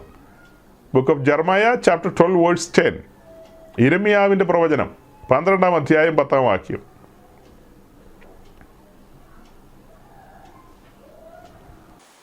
അനേകം ഇടയന്മാർ എന്റെ മുന്തിരിത്തോട്ടം നശിപ്പിക്കുകയും എന്റെ ഓഹരിയെ ചവിട്ടിക്കളയുകയും എന്റെ മനോഹരമായ ഓഹരിയെ ശൂന്യ മരുഭൂമിയാക്കുകയും ചെയ്തിരിക്കുന്നു. ആ വാക്യത്തിലേക്ക് നിങ്ങളൊന്ന് ശ്രദ്ധിച്ച് നോക്കണം കേട്ടോ. ഫിലിപ്പി ലേഖനം 3:18. അതായത് അനേകർ ക്രൂശിൻ്റെ ശത്രുക്കളായി നടക്കുന്നെന്നാണ് പൗലോസ് പറയുന്നത്. കൊരിന്ത് ലേഖനത്തിലേക്ക് നോക്കിയാൽ എന്താ പറയുന്നത്? അനേകർ ദൈവത്തിൻ്റെ വചനത്തിൽ കൂട്ടുചേർക്കുന്നു. അത് നമ്മൾ വസിക്കുന്ന ഈ പുതിയ നിയമ കാലഘട്ടമാണ്.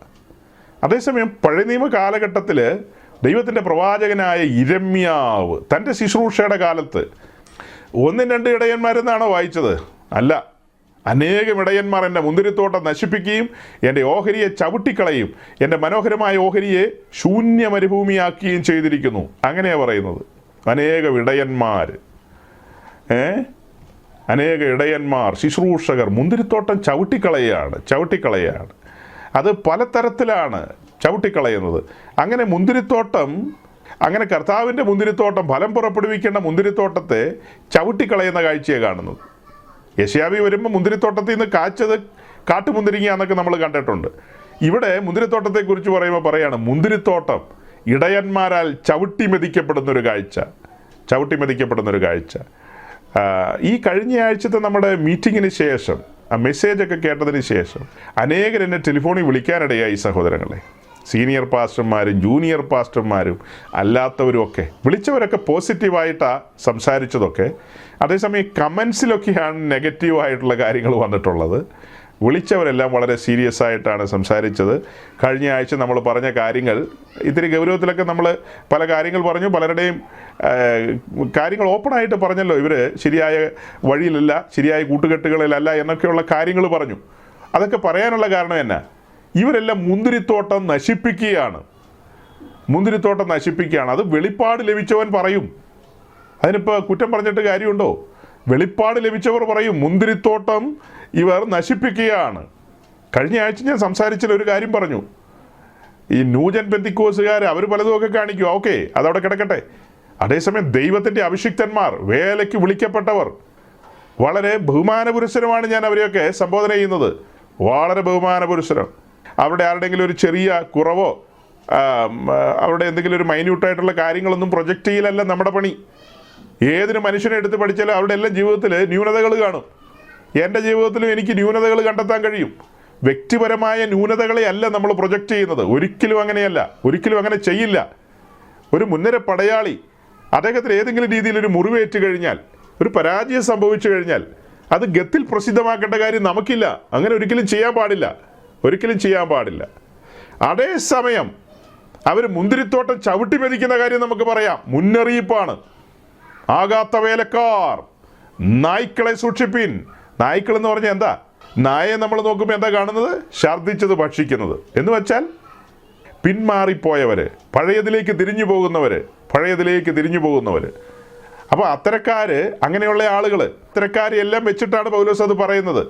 എബ്രായ ലേഖനത്തിലേക്ക് വരുമ്പോൾ മോശയെക്കുറിച്ച് നമ്മൾ കാണുന്നുണ്ട്. വിശ്വാസത്താൽ മോശ താൻ വളർന്നപ്പോൾ പാപത്തിൻ്റെ തൽക്കാല ഭോഗത്തെക്കാളും ദൈവജനത്തോടുകൂടെ കഷ്ടം അനുഭവിക്കുന്ന തെരഞ്ഞെടുത്തു. പ്രതിഫലം നോക്കിയതുകൊണ്ട് ഫറവോൻ്റെ പുത്രിയുടെ മകനെന്ന് വിളിക്കപ്പെടുന്നത് നിരസിക്കുകയും, കണ്ടില്ലേ, നിരസിക്കുകയും, ചില പദവികളൊക്കെ നിരസിക്കുകയാണ്. അതാണ് യഥാർത്ഥ പെന്തക്കോസ്തിൻ്റെ ആ സ്വഭാവം വെളിപ്പെടുന്ന അവിടെയാണ്. ചിലതൊക്കെ നിരസിക്കുകയും മിസ്രൈമിലെ നിക്ഷേപങ്ങളെക്കാൾ ക്രിസ്തുവിൻ്റെ നിന്ന വലിയ ധനമെന്നെണ്ണുകയും ചെയ്തു. മിസ്രൈമിലെ നിക്ഷേപത്തിന് വേണ്ടി ഉണർവ് നടത്തുന്ന പാർട്ടികൾ, മിസ്രൈമിലെ നിക്ഷേപങ്ങൾ വരും, ഈ ഉണർവിൽ 100 നോട്ട് കാണാത്ത നിനക്ക് മിസ്രൈമിലെ നിക്ഷേപങ്ങൾ വരുമെന്ന് പറയുന്നവൻ പരിശുദ്ധാത്മാവിലാ പറയുന്നതെന്നൊക്കെ ആളുകൾ പറഞ്ഞ് അതിനൊക്കെ എന്താ മറുപടി പറയുക? അതൊക്കെ പരിശുദ്ധാത്മാവിലാണോ പറയുന്നത്? അതൊക്കെ ഏതാത്മാവിലാണ് പറയുന്നത്? ഈ വാക്യങ്ങളെല്ലാം വായിച്ചിട്ടുണ്ടോ ഈ ഉണർവിൻ നായകന്മാർ? ഇത്തരം വാക്യങ്ങളൊക്കെ. വിശ്വാസത്താൽ മോശ താൻ വളർന്നപ്പോൾ പാപത്തിൻ്റെ തൽക്കാല ഭോഗത്തെക്കാളും ദൈവജനത്തോടുകൂടെ കഷ്ടം അനുഭവിക്കുന്ന തെരഞ്ഞെടുത്തു. ഒരു തെരഞ്ഞെടുപ്പ് നടത്തേണ്ടി വന്നപ്പോൾ മോശ എന്ന് പറയുന്ന ഭക്തനായ മനുഷ്യൻ തൻ്റെ തെരഞ്ഞെടുപ്പ് എങ്ങനെയായിരുന്നു? പുളിങ്കൊമ്പിലാണോ പിടിച്ചത്? നിങ്ങൾക്ക് മനസ്സിലാകാൻ വേണ്ടി പറഞ്ഞതാ. പുളിങ്കൊമ്പി പിടിക്കാൻ പോവാണോ ചെയ്തത്? താൻ ദൈവജനത്തോടുകൂടെ കഷ്ടം അനുഭവിക്കുന്ന തെരഞ്ഞെടുത്തു, അല്ലേ? ഫറവോൻ്റെ പുത്രിയുടെ മകനെന്ന് വിളിക്കപ്പെടുവാൻ അതിന് താല്പര്യപ്പെട്ടില്ലെന്ന്. ഇപ്പം ഞാൻ പറഞ്ഞു വരുന്നത് എന്താ? പൗലോസ് പറയുന്നു, പിൻപിലുള്ളതിനെയെല്ലാം മറന്നുകൊണ്ട് മുൻപിലുള്ളതിൻ്റെ പരമവിളിക്കായിട്ട് ആഞ്ഞു പിടിക്കുകയാണ്. മുൻപിലേക്കാണ് ആഞ്ഞു പിടിക്കുന്നത്, പിൻപിലേക്കല്ല. മിസ്രൈമിലെ നിക്ഷേപങ്ങൾ ഒരു ധനമെന്ന് താനെ കരുതുന്നില്ല. ക്രിസ്തുവിൻ്റെ നിന്നയെ ഒരു ധനമെന്ന് കാണുകയാണ്. അതായത് അന്ന് ദൈവജനത്തോടുകൂടെ ഇറങ്ങിത്തിരിക്കുന്നത് നിന്ന അനുഭവിക്കേണ്ടി വരും.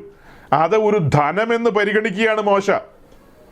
ഈ ജനത്തോടുകൂടെ മരുഭൂമിയിലൂടെയുള്ള ആ സഞ്ചാരം, ആ കൂട്ടായ്മ, അത് കൊട്ടാരത്തിൽ വളർന്നവനെ സംബന്ധിച്ച് കൊട്ടാരവാസികളുണ്ടല്ലോ, കൊട്ടാരവാസികൾ അവരൊക്കെ എന്തായിരിക്കും പറയുന്നത്? മിസ്രൈമിലെ എലൈറ്റ് ക്ലാസ്സിൽപ്പെട്ട ആളുകൾ, മന്ത്രി പുങ്കുവന്മാർ, സേനാനായകന്മാർ എന്ന് വേണ്ട അങ്ങനെയുള്ള ആളുകളൊക്കെ അത് കേട്ട് കഴിഞ്ഞാൽ എന്ത് പറയും? ഉയ്യോ, കൊട്ടാരത്തിൽ വളർന്ന പയ്യനാ, അടുത്ത പറവനാകേണ്ടതാ, ഇപ്പം പെന്തിക്കോസുകാരുടെ കൂടെ പാട്ടും കൂത്തുമായിട്ട് നടക്കുക. അങ്ങനെയല്ലേ പറയുള്ളൂ. അതൊരു ശരിയായ കൂട്ടായ്മയാണ്, അതൊരു ശരിയായ ബന്ധമെന്ന് മോശയ്ക്ക് മനസ്സിലായി. കാരണം ഈ ജനത്തോടു കൂടിയാണ് ദൈവമുള്ളത്. അല്ലാതെ പറവൻ്റെ അവിടെ വലിയ വള്ളിയുണ്ട്, അവിടെ വലിയ പെരുന്നാളുണ്ട്, അവിടെ വലിയ വെടിക്കെട്ടുണ്ട്, അവിടെ വലിയ ഏടാകൂടങ്ങളുണ്ട്, എന്നാൽ ഇവിടെ തന്നെ നിന്നേക്കാം, അങ്ങനെയൊന്നും മോശ ചിന്തിച്ചില്ല. കാരണം വലുവനായ ദൈവത്തിൻ്റെ സാന്നിധ്യം അവിടെ ഇല്ലെന്നേ. ദൈവത്തിൻ്റെ സാന്നിധ്യം ജനത്തോടു കൂടെയാണ്, ദൈവത്തിൻ്റെ സാന്നിധ്യം മരുഭൂമിയിലാണ്. അതുകൊണ്ട് മോശ ജനത്തോടുകൂടെ സഞ്ചരിച്ചു, ദൈവജനത്തോടുകൂടെ സഞ്ചരിച്ചു. അവർ മന്ത്രിയായിരുന്നോ പ്രധാനമന്ത്രിയായിരുന്നു എന്നൊക്കെ ചോദിച്ചാൽ അവർ സാധാരണ മനുഷ്യരാണ്. അവർ പശുപാലകരായിരുന്നു. ഇസ്രായേൽ ജനത്തെക്കുറിച്ച് പറഞ്ഞ് എന്താ പറയുന്നത്? ഗോക്കളെ മേയ്ക്കുന്നവരാണ്, പശുപാലകരാണ് അവർ. അതേസമയം അവരുടെ ഒടുവിലത്തെ സമയം വന്നപ്പോൾ ഊഴിയ വിചാരകന്മാരാൽ വലിയ ദണ്ഡനം അനുഭവിച്ചവരാണ്, അടിമകളെ പോലെ കിടന്നവരാണ്. പിന്നെ എന്താ, ഇഷ്ടിക അറുത്തുകൊണ്ടിരുന്ന മനുഷ്യരാണ്, ഇഷ്ടിക ചുട്ടുകൊണ്ടിരുന്നവരാണ്.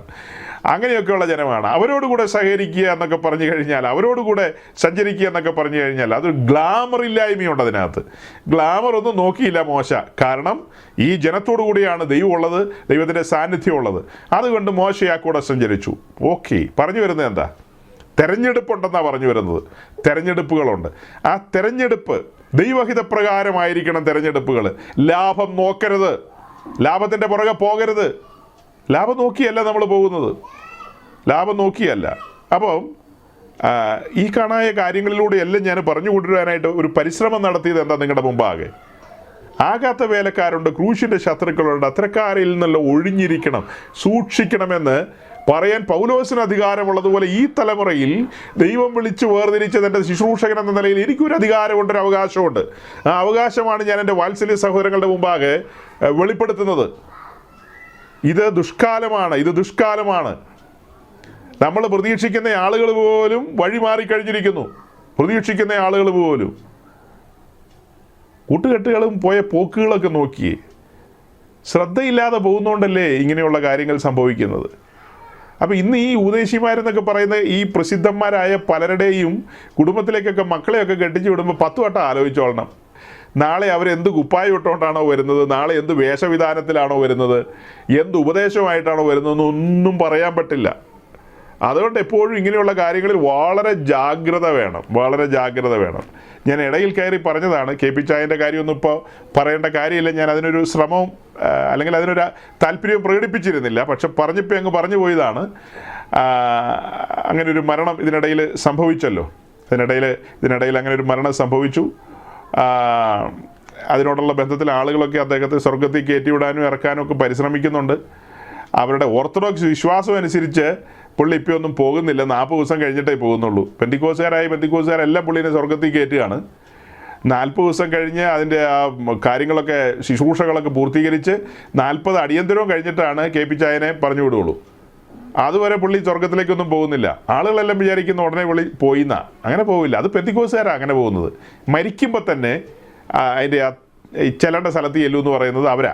ബാക്കിയുള്ളവർ അങ്ങനെ ഉടനെ പോകുന്നില്ല. അവർ ചുറ്റിക്കറങ്ങി 40 ദിവസമൊക്കെ നിന്നിട്ട് പയ്യെ പോവുള്ളൂ.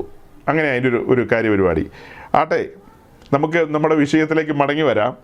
അപ്പം ഞാൻ ഈ വാക്യങ്ങളിലൂടെയെല്ലാം നിങ്ങളെ ബോധിപ്പിക്കാനായിട്ട് ശ്രമിച്ച കാര്യങ്ങൾ, നടത്തുന്നവർ ജനത്തെ തെറ്റിച്ച് കളയുന്നു, ഇടയന്മാർ മുന്തിരിത്തോട്ടത്തെ ചവിട്ടി മെതിക്കുന്നു. അങ്ങനെ ഒരു കാലഘട്ടത്തിൽ നമ്മളായിരിക്കുമ്പോഴാണ് ഇത്തരത്തിൽ ഓപ്പണായിട്ടുള്ള മെസ്സേജുകൾ, വളരെ ഓപ്പണായിട്ടുള്ള കാര്യങ്ങൾ. സാധാരണ ഇങ്ങനെ പറയാൻ ആരും ഉത്സാഹിക്കാറില്ല. എനിക്കും വലിയ സന്തോഷമുള്ള കാര്യമൊന്നും അല്ല ഇങ്ങനത്തെ കാര്യങ്ങളൊക്കെ പറയുന്നത്. പല കാര്യങ്ങളും നമുക്ക് പറയാനുണ്ട്. എന്നാൽ നമ്മുടെ ചുറ്റും നടക്കുന്ന പലതും കാണുമ്പോൾ തുറന്ന് പറയാതിരിക്കാനായിട്ട് സാധ്യമല്ല. പ്രിയ സഹോദരങ്ങളെ, ഇപ്പോൾ പറഞ്ഞല്ലോ ഈ ഉണർവിൻ്റെ കാര്യമൊക്കെ. ആ ഉണർവിനോടൊക്കെയുള്ള ബന്ധത്തിൽ ഒത്തിരി പേര് അവിടെ നടക്കുന്ന കാര്യങ്ങളുടെ വീഡിയോ ഒക്കെ കട്ട് ചെയ്ത് സോഷ്യൽ മീഡിയയിലൊക്കെ പ്രചരിപ്പിക്കുന്നുണ്ട്. അതുകൊണ്ടൊന്നും കാര്യമില്ല. അതൊന്നും പിടിച്ചു കെട്ടാൻ നോക്കിയാലൊന്നും നടക്കില്ല. ഈസി അല്ല, എളുപ്പമല്ല. കാരണം വലിയ പങ്ക് ഈ മെയിൻ ലൈൻ പെന്തിക്കോസിലെ പാസ്റ്റേഴ്സും അതിന് സപ്പോർട്ടാണ്. ഒന്നും പറയുന്നില്ലെന്നേ ഉള്ളൂ.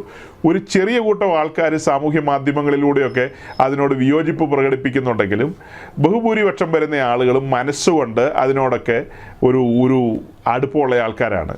ഞാൻ ഇന്ന് ശ്രദ്ധിച്ചപ്പോൾ ഒരു കാര്യം കാണാനിടയായി. അതായത് ഈ പ്രധാനപ്പെട്ട കൺവെൻഷനുകളിലൊക്കെ വന്ന് പാട്ട് പാടുന്ന ഒരു ഡൽഹിക്കാരി സഹോദരിയുണ്ട്. ഭയങ്കരമായിട്ട് ടാമറിനൊക്കെ അടിച്ച് നിന്ന് ആരാധിക്കുകയൊക്കെ ചെയ്യുന്ന പുള്ളിക്കാരി അവിടുത്തെ ഉണർവിലെ ഒരു നെടുനായകത്വം വഹിക്കുന്നുണ്ട്.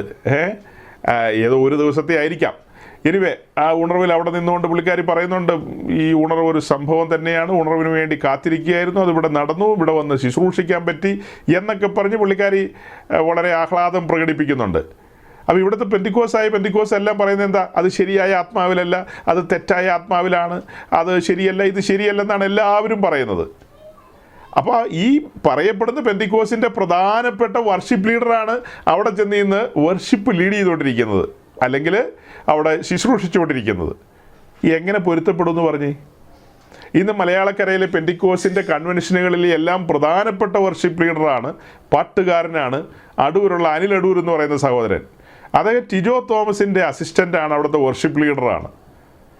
ടിജോ തോമസിനെ കുറിച്ച് ചോദിച്ചാൽ പെന്തിക്കോസുകാരെല്ലാം പറയും കള്ളപ്രവാചകനാന്ന് പറയും, വ്യാജനാണ്, കുഴപ്പക്കാരനാന്ന് പറയും. അപ്പോൾ അദ്ദേഹത്തിൻ്റെ അസിസ്റ്റൻറ്റും അദ്ദേഹത്തിൻ്റെ വർഷിപ്പ് ലീഡറും അദ്ദേഹത്തിൻ്റെ അഭിഷേകത്തിന് കീഴിൽ നിൽക്കുന്നവനുമായ ആ മാന്യ സഹോദരൻ ഇപ്പോൾ ഇവിടെയുണ്ട്. അദ്ദേഹമൊക്കെ വന്നിട്ടാണ് ഈ പ്രധാനപ്പെട്ട പെന്തിക്കോസ് ലോകത്തിൻ്റെ കൺവെൻഷനുകളിൽ വർഷിപ്പ് ലീഡ് ചെയ്യുന്നത്, പാട്ടുകൾ നയിക്കുന്നത്, പാട്ടുകൾ പാടുന്നതും വർഷിപ്പ് നയിക്കുന്നതും, അതിലേക്ക് ആളുകളെ നയിക്കുകയൊക്കെ ചെയ്യുന്നത് ഈ പറയപ്പെട്ട ആളുകളാണ്. എന്തിനാണ് ഞാൻ അവരെയൊക്കെ പേരെടുത്ത് പറഞ്ഞത്? സാമാന്യജ്ഞാനം വേണം നമുക്ക്, സാമാന്യജ്ഞാനം. ഇത്തിരി യുക്തിയൊക്കെ വേണം മനുഷ്യർക്ക്. ആ പറയപ്പെട്ടയാളുടെ ബോസ് ശരിയല്ലെങ്കിൽ ശിഷ്യൻ പിന്നെ എങ്ങനെയുള്ളതായിരിക്കും? ശിഷ്യൻ ശരിയാവുമോ? അവർ ഒരേ നുഖത്തിന് കീഴിലാണ്, ഒരേ അഭിഷേകത്തിന് കീഴിലാണ്. ആ അഭിഷേകമല്ലേ അപ്പോൾ ബാക്കിയുള്ള സ്ഥലത്ത് സ്പ്രെഡ് ചെയ്യുന്നത്? അങ്ങനെയാണെങ്കിൽ, ഈ പറഞ്ഞ രീതിയിലാണെങ്കിൽ, അല്ലെങ്കിൽ പിന്നെ മിണ്ടാതിരിക്കണം, എല്ലാവരും മിണ്ടാതിരിക്കണം. ഇലക്ട്രോണിക് സിറ്റി നടക്കുന്നതിനെക്കുറിച്ച് മൗനം പാലിക്കുക, അതൊന്നും പറയാൻ പോകാതിരിക്കുക. അത് ശരിയല്ലെന്ന് പറഞ്ഞാൽ ആ ശരിയല്ലാത്തോടത്ത് നിൽക്കുന്ന ആളുകളെ വിളിച്ചിട്ടാണ് അടുത്ത ആഴ്ചത്തെ നിങ്ങളുടെ കൺവെൻഷനിൽ നിങ്ങൾ പാട്ട് പാടിപ്പിക്കുന്നത്. അപ്പോൾ അതിൽ ആർക്കാണ് ഈ തലയ്ക്ക് കുഴപ്പമെന്നുള്ളതാണ് ഞാൻ ചിന്തിക്കുന്നത്. ആർക്കാ ശരിക്കും കുഴപ്പമെന്ന് വല്ല ആലോചനയുണ്ടോ? ഈ പറയുന്ന ആളുകൾക്ക് വല്ല ആലോചനയുണ്ടോ? ഈ പറയുന്ന കാര്യങ്ങളുടെ ഒന്നും വീഡിയോ കട്ട് ചെയ്ത് സാമൂഹ്യ മാധ്യമങ്ങളിൽ ഇട്ടിട്ടൊന്നും കാര്യമില്ല. നമ്മളും പലരുടെയൊക്കെ വീഡിയോ കാണിക്കാറുണ്ട്, അതിന് വിശദീകരണം കൊടുക്കാറുണ്ട്. ചുമ്മാ കട്ട് ചെയ്തിട്ടിട്ട് ഇവർ കുഴപ്പമാണ് അവർ കുഴപ്പമാണെന്നൊന്നും പറഞ്ഞിട്ട് കാര്യമില്ല. ഈ പറഞ്ഞ സംവിധാനം ഇനി ശക്തമായിട്ട് മുന്നോട്ട് വരും സഹോദരങ്ങളെ. അത് ഇനിയും ചെറുപ്പക്കാർ കൂടും. ഞാൻ നോക്കുമ്പോൾ ഇന്ന് വൈകിട്ട് ഞാൻ നോക്കിയപ്പോൾ എന്തുമാത്രം ചെറുപ്പക്കാരാണെന്നറിയാവോ? അതിൻ്റെ എണ്ണം കൂടിക്കൊണ്ടിരിക്കുക. ഒരു കൂട്ടം ആൾക്കാർ അത് കട്ട് ചെയ്ത്, ഇപ്പം നമ്മളും കഴിഞ്ഞ ആഴ്ച ചില കാര്യങ്ങൾ പറഞ്ഞു, നമ്മളത് പറഞ്ഞു വരുമ്പോൾ നമുക്ക് വിശദീകരണം ഇനിയും ഉണ്ടെന്നേ. നമ്മൾ ഇനി അതിൻ്റെ വിശദീകരണത്തിലേക്ക് വരും. നമ്മൾ 17-ാം വാക്യം മുൻനിർത്തി 18-ാം വാക്യത്തെ വിശദീകരിക്കുകയാണ്. 17-ാം വാക്യം വരെ നമ്മൾ കണ്ടത് എന്താ? ഒരു മാതൃകയാണ്. അതിന് പകരം ഒരു അമാതൃകയാണ് 18-ഉം 19-ഉം വാക്യത്തിൽ, ഫിലിപ്പിയ ലേഖനം 3-ന്റെ. അപ്പോൾ ആ പറയുന്ന കാര്യങ്ങളെയൊക്കെ വിശദീകരിച്ചുകൊണ്ടാണ് നമ്മൾ ഈ വീഡിയോസൊക്കെ കാണിക്കുന്നത്. അല്ലാതെ ചുമ്മാ ഒരാളുടെ വീഡിയോ കട്ട് ചെയ്തെടുത്തിട്ട് അവരെ അവമാനിക്കുകയല്ല നമ്മുടെ ലക്ഷ്യം. ഇവർ ചെയ്യുന്ന കാര്യം വചനപ്രകാരം തെറ്റാണ്. അങ്ങനെയുള്ള കാര്യങ്ങളുടെ വിശദീകരണത്തിലേക്കാണ് നമ്മൾ വരുന്നത്. അപ്പോൾ അങ്ങനെ പറഞ്ഞാൽ ആളുകൾക്ക് മനസ്സിലാവും. അതല്ലാതെ ഇതൊന്നും പിടിച്ചു കെട്ടാമെന്ന് വിചാരിക്കേണ്ട. ഇന്ന് കാണുന്ന പെന്തിക്കോസ് ലോകത്ത് 24 മണിക്കൂർ സങ്കീർത്തന പ്രബോധനമായിട്ടിരിക്കുന്ന പാസ്റ്റേഴ്സ് ഇവരെയൊന്നും പിടിച്ചു കെട്ടാമെന്ന് സ്വപ്നത്തിൽ വിചാരിക്കേണ്ട. ഈ സങ്കീർത്തന പ്രബോധനത്തിലൂടെ ഇവരെക്കാൾ കഷ്ടമായിട്ട് ഭൗതിക വിഷയങ്ങളും ലോകകാര്യങ്ങളും പ്രസംഗിച്ചുകൊണ്ടിരിക്കുന്നത്. പിന്നെ ഇവരെ എവിടെ ഇട്ട് പിടിച്ചു കെട്ടുമെന്നാണ് പറയുന്നത്? ഇത് ശരിയല്ലെന്ന് ഏതർത്ഥത്തിലാണ് പറയുന്നത്? ഇതെല്ലാം പറയുമ്പോൾ അപ്പോൾ കൺഫ്യൂഷനാവും കേട്ടിരിക്കുന്നവർക്ക്.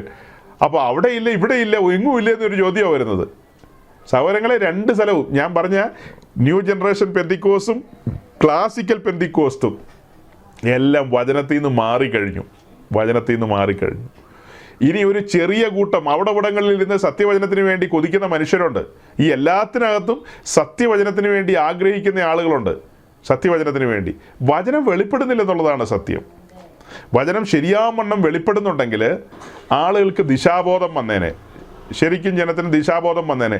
ഇത്തരക്കാരുടെ കീഴിൽ അടിമകളെ പോലെ അവരായിരിക്കില്ല. ഇവരുടെയൊന്നും ഫാൻസ് അസോസിയേഷനിൽ യൗവനക്കാർ കുടുങ്ങിക്കിടക്കില്ല. അവർ ക്രിസ്തു കേന്ദ്രീകൃതമായ ഒരു ജീവിതം നയിച്ചേനെ. ക്രിസ്തു കേന്ദ്രീകൃതമായ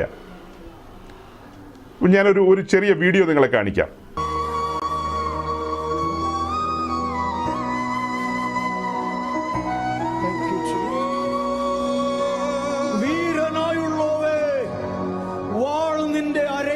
കെട്ടുക എന്നൊരു ശബ്ദം പരിശുദ്ധാത്മാവ് കേൾപ്പിക്കുക. ജാതികൾ നിന്റെ മുമ്പിൽ വീഴും. ജാതികൾ നിന്റെ മുമ്പിൽ വീഴും. ജാതികൾ നിന്റെ മുമ്പിൽ വീഴും.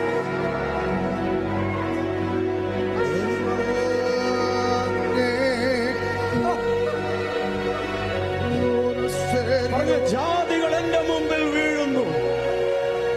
എവ്രിവെയർ എവ്രിവെയർ ജാതികൾ എന്റെ മുമ്പിൽ വീഴുന്നു.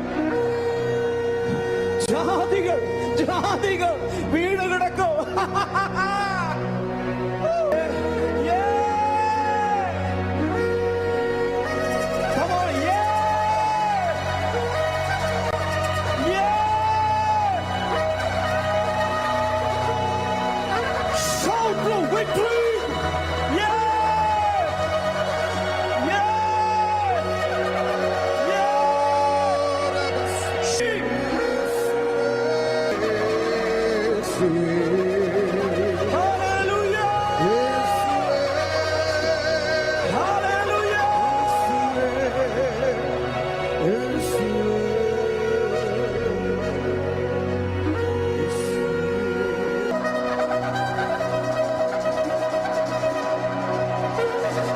പ്രസംഗിച്ചപ്പോഴല്ല, ആർപ്പിട്ടപ്പോഴാണ് യെരിഹോ മതിൽ വീണത്. Wall of Jericho fell not when they preached, but when they gave a shout of victory. Shout! Shout! Shout! Shout! Shout!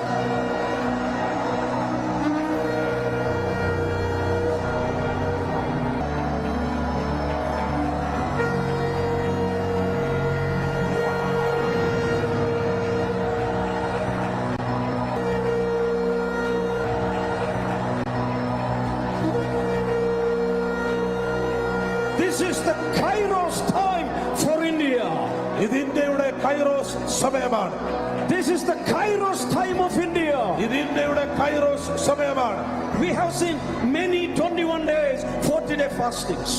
നമ്മൾ ഒരുപാട് 40 ദിവസ ഉപവാസ പ്രാർത്ഥനകൾ കണ്ടിട്ടുണ്ട്. But what is particular about this 21-day fasting in Hope in Jesus? എന്താണ് hope in ജീസസിലെ ഈ 21 ദിവസ ഉപവാസ പ്രാർത്ഥനയുടെ പ്രത്യേകത? It is the Kairos time of God. ഇത് ദൈവത്തിന്റെ കൈറോസ് സമയമാണ്. It is the Kairos time of God. ദൈവത്തിന്റെ കൈറോസ് സമയമാണ്. I see aircrafts coming, landing in India from all the nations of the world. ലോക രാജ്യങ്ങളിൽ നിന്ന് വിമാനങ്ങൾ വന്ന് ഇന്ത്യയിൽ പ്രസംഗിച്ചപ്പോഴല്ല യെരിഹോ മതിൽ വീണത്, ആർപ്പിട്ടപ്പോഴാണ് യെരിഹോ മതിൽ വീണതെന്ന്. അങ്ങനെ തന്നെയാണോ സഹോദരങ്ങളെ ബൈബിളിലുള്ളത്? അങ്ങനെ തന്നെയാണോ ബൈബിളിലുള്ളത്? ആർപ്പിട്ടപ്പോൾ യെരിഹോ മതിൽ വീണെന്നുണ്ടോ? യോശുവയുടെ പുസ്തകത്തിൽ നമ്മൾ കാണുന്നത് അവർ യെരിഹോ മതിലിന് ചുറ്റി നടന്നു. അവർ ആർപ്പിട്ട സമയത്ത് മതിൽ വീണെന്നാണ് നമ്മൾ പഠിക്കുന്നത്. അതാണ് ആ പ്രിയ സഹോദരൻ പറഞ്ഞത്. പ്രസംഗം കേട്ടപ്പോഴല്ല വീണതെന്ന്, പകരം ആർപ്പിട്ടപ്പോഴാണ് വീണതെന്ന്. അതിനകത്ത് എന്തെങ്കിലും തെറ്റുണ്ടോ? അതിനകത്ത് ഒരു തെറ്റുമില്ല, വളരെ കൃത്യമാണ്. പക്ഷേ അതൊരു ന്യൂ ജനറേഷൻ പെന്തിക്കോസ് പാസ്റ്ററാണ് പറയുന്നത്. അതിൻ്റെ വിശദീകരണം തരാൻ പോകുന്നത് ഒരു പെന്തിക്കോസ്റ്റിലെ പാസ്റ്ററാണ്. രണ്ടും ശ്രദ്ധിച്ച് കേട്ടോണം. ന്യൂ ജനറേഷൻ പെന്തിക്കോസ് പാസ്റ്റർ എന്താ പറഞ്ഞത്? പ്രസംഗം കേട്ടപ്പോഴല്ല വീണത്, പകരം ആർപ്പിട്ടപ്പോഴാണ് വീണതെന്ന്. അതേസമയം പെന്തിക്കോസുകാർക്ക് അതിനെക്കുറിച്ച് എന്താ പറയാനുള്ളത്? അവിടെ നമ്മൾ ഇരുന്ന് ചിന്തിക്കും, ചില കാര്യങ്ങൾ ചിന്തിക്കും. ചുമ്മാ ആർപ്പിട്ട് കഴിഞ്ഞാൽ യെരിഹോ മതിൽ വീഴുവോ സഹോദരങ്ങളെ? ചുമ്മാ ആർപ്പിട്ട യെരിഹോ മതിൽ വീഴുവോ? വീഴത്തില്ല. അദ്ദേഹം അതിനെക്കുറിച്ച് വിശദീകരിച്ചില്ലെങ്കിൽ പോലും ആ സെൻറ്റൻസിനകത്ത് എല്ലാവരും ശ്രദ്ധിക്കുന്നൊരു കാര്യമാണ്. പെട്ടകം ചുമലിൽ വെച്ച് നടന്നപ്പോഴാണ് അവർ ആർപ്പിട്ടത്, അങ്ങനെയാണ് യെരിഹോ മതിൽ വീണതെന്ന് എല്ലാവർക്കും അറിയാം. അത് അദ്ദേഹം പറഞ്ഞില്ലെന്നേ ഉള്ളൂ. പക്ഷേ അദ്ദേഹത്തിനും അറിയാം, കേട്ടിരിക്കുന്നവർക്കും അറിയാം. ഈ ജനത്തിൻ്റെ ചുമലിൽ പെട്ടകം ഉണ്ടായിരുന്നു. അങ്ങനെ അവർ ചുറ്റി നടന്നു, 7 പ്രാവശ്യം ചുറ്റി. പിന്നീട് ഈ പറഞ്ഞ പോലെ ആർപ്പിട്ടപ്പോൾ യെരിഹോ മതിൽ വീണെന്നുള്ള എല്ലാവർക്കും അറിയാം. അപ്പോൾ അദ്ദേഹം പറഞ്ഞ വാക്കെന്താ? പ്രസംഗം കേട്ടത് കൊണ്ടല്ല, ആർപ്പിട്ടത് കൊണ്ടാണ് മതിൽ വീണതെന്നാണ് അദ്ദേഹം പറഞ്ഞത്. മതിൽ വീണതെന്നാണ് പറഞ്ഞത്. ശരിക്കും നമ്മളൊന്ന് പിന്നിലേക്ക് പോയി നോക്കി. ഇവർ ചുമ്മാ അതിലെ ആർപ്പിട്ട് കഴിഞ്ഞാൽ മതിൽ വീഴുവോ? ഇവരുടെ ചുമലിൽ എന്തുണ്ട്? പെട്ടകമുണ്ട്. പെട്ടകം ചുമലിലുള്ളത് കൊണ്ടാണ് വീണത്. പെട്ടകത്തിനകത്ത് എന്താ ഇരിക്കുന്നത്? പ്രമാണമായിരിക്കുന്നത്. നിയമത്തിൻ്റെ കൽപ്പനയും അതിനകത്തുണ്ട്. പ്രമാണം ചുമന്നുകൊണ്ടാണ് ഇവർ ആർപ്പിടുന്നത്. അപ്പോൾ പ്രസംഗം വേണ്ടെന്ന് പറഞ്ഞ് ഒരു ജനത്തെ സജ്ജമാക്കുകയായിരുന്നു ഹോരേബ് മുതൽ. യെരിഹോവിലേക്ക് പെട്ടെന്നിങ്ങ് വന്നതല്ല. മനസ്സിലാക്കുക, യെരിഹോവിലേക്ക് ഇവർ പെട്ടെന്ന് ഓടിക്കതച്ച് വന്നതല്ല. ഇവർ മിസ്രൈം വിട്ടവരാ, ചെങ്കടൽ കടന്നവരാ. ഇവർ മരുഭൂമിയിലേക്ക് കയറി കഴിഞ്ഞപ്പോൾ ദൈവത്തിൻ്റെ കൽപ്പനപ്രകാരം പർവ്വതത്തിൻ്റെ അടിവാരത്ത് കാത്തിരുന്നവരാണ്. അവരുടെ നായകൻ പർവ്വതത്തിലേക്ക് കയറി ചെന്ന് പ്രമാണം ഏറ്റുവാങ്ങി. ആ പ്രമാണം ചുമന്നുകൊണ്ടാണ് ഇവർ മുൻപോട്ട് വരുന്നത്. നിങ്ങളൊരു 1-2 സെക്കൻഡ് നേരത്തേക്ക് യെരിഹോ മറക്കണം കേട്ടോ. യെരിഹോവിലേക്ക് നമുക്ക് വരാം. യെരിഹോവിലേക്ക് ഇപ്പോൾ ഓർത്തിരിക്കേണ്ട. യെരിഹോവിലേക്ക് വരുന്നതിന് മുമ്പ് ഞാൻ 1-2 വാക്യമൊന്ന് വായിച്ച് കേൾപ്പിക്കാം. ഞാൻ പറഞ്ഞു ന്യൂ ജനറേഷൻ പെന്തിക്കോസ്തും രണ്ടിൻ്റെയും വ്യാഖ്യാനമാണ് പറഞ്ഞു വരുന്നത്.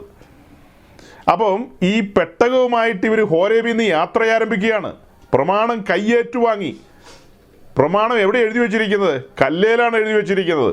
കല്ലേലാണ്, മായ്ക്കാനൊന്നും പറ്റത്തില്ല. ആകാശം മാറിയാലും ഭൂമി മാറിയാലും തൻ്റെ തിരുവചനങ്ങൾക്ക് മാറ്റമില്ല. അത് കൊടുത്തു കഴിഞ്ഞു. ജനം പറഞ്ഞു ഞങ്ങൾ ഈ വചനപ്രകാരം മുൻപോട്ട് പോകാമെന്ന്.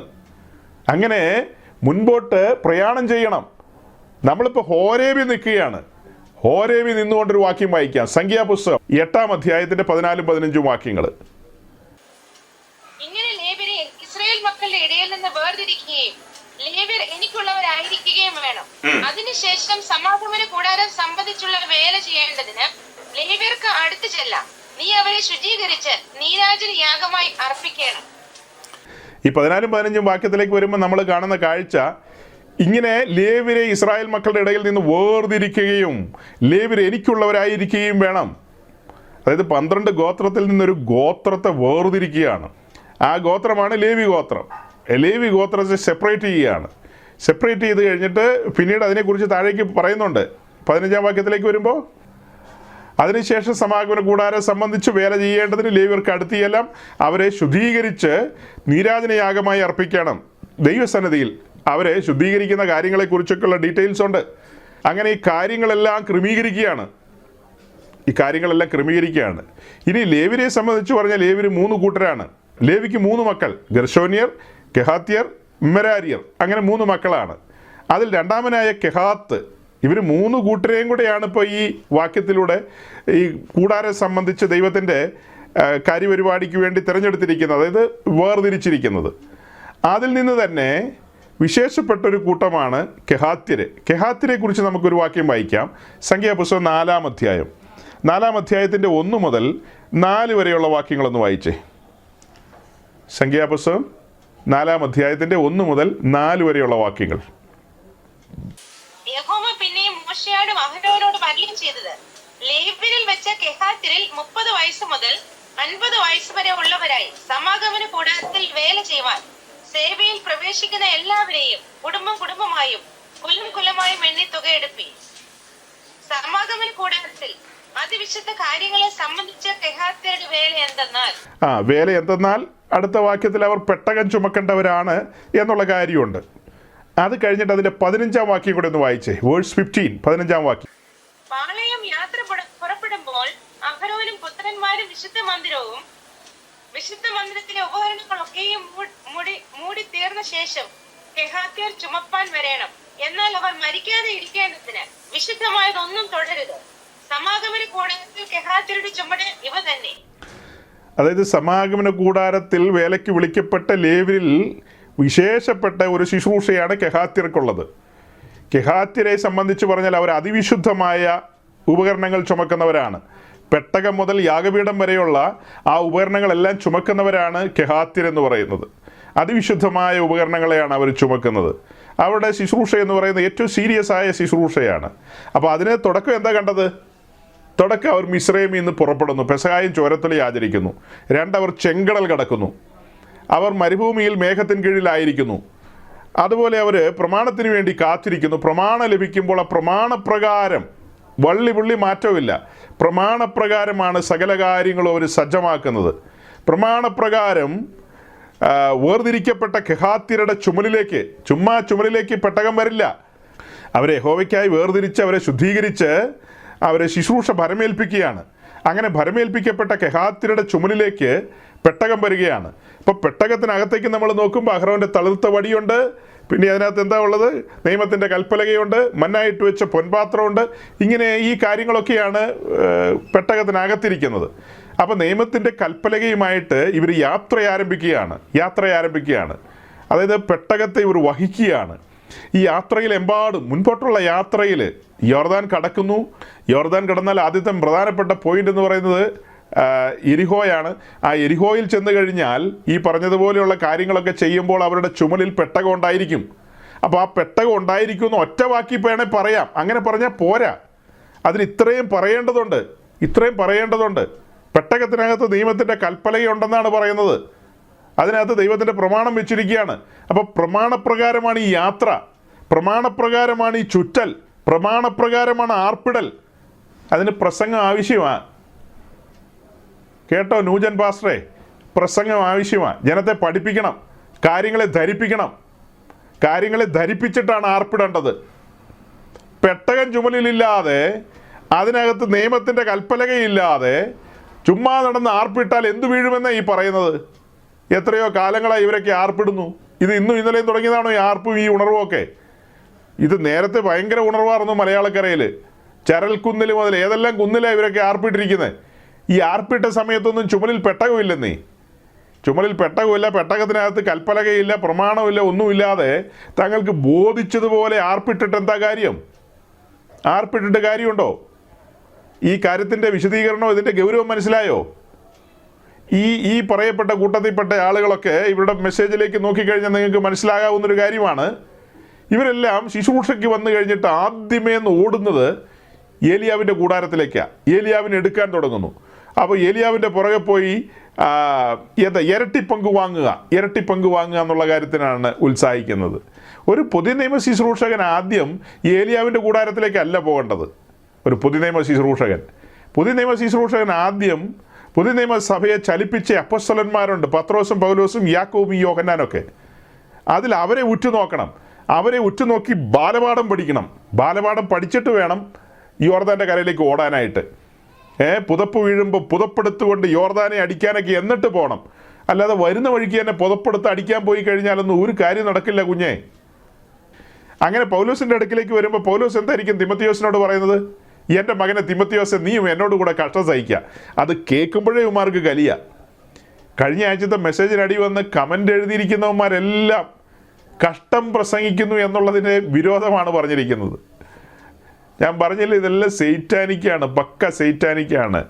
യഥാർത്ഥ പരിശുദ്ധാത്മാവിലാണ്, ശരിയായ ഉണർവിലാണ്. വേദപുസ്തകത്തെക്കുറിച്ച് എന്തെങ്കിലും ഗ്രാഹ്യമുണ്ടെങ്കിൽ നമ്മൾ വേറൊരാളോട് സംസാരിക്കുന്നത്, സംബോധന ചെയ്യുന്നതൊക്കെ അതിനൊക്കെ ചില മര്യാദകളും ചില ലിമിറ്റേഷൻസൊക്കെ ഉണ്ട്. കാരണം നമ്മുടെ വാളിൽ വന്നാണ്, അല്ലെങ്കിൽ നമ്മുടെ സൈറ്റിൽ വന്നാണ് അവർ കമൻ്റ് എഴുതുന്നത്. നമ്മുടെ അതിഥികളാണ് അവർ. ഇവിടെ വന്ന് കമൻ്റ് എഴുതുമ്പോൾ അതിൻ്റെ മര്യാദ കാണിക്കണം. നമ്മൾ വേറൊരുത്തിൻ്റെ സ്ഥലത്ത് ചെന്ന് നമ്മളും ചെയ്യുമ്പോൾ ആ മര്യാദ നമ്മളും കാണിക്കണം. ജനറലായിട്ടുള്ള കാര്യങ്ങളുടെ കാര്യമല്ല പറഞ്ഞത്, ഇത് ആത്മീയ കാര്യമാണ്.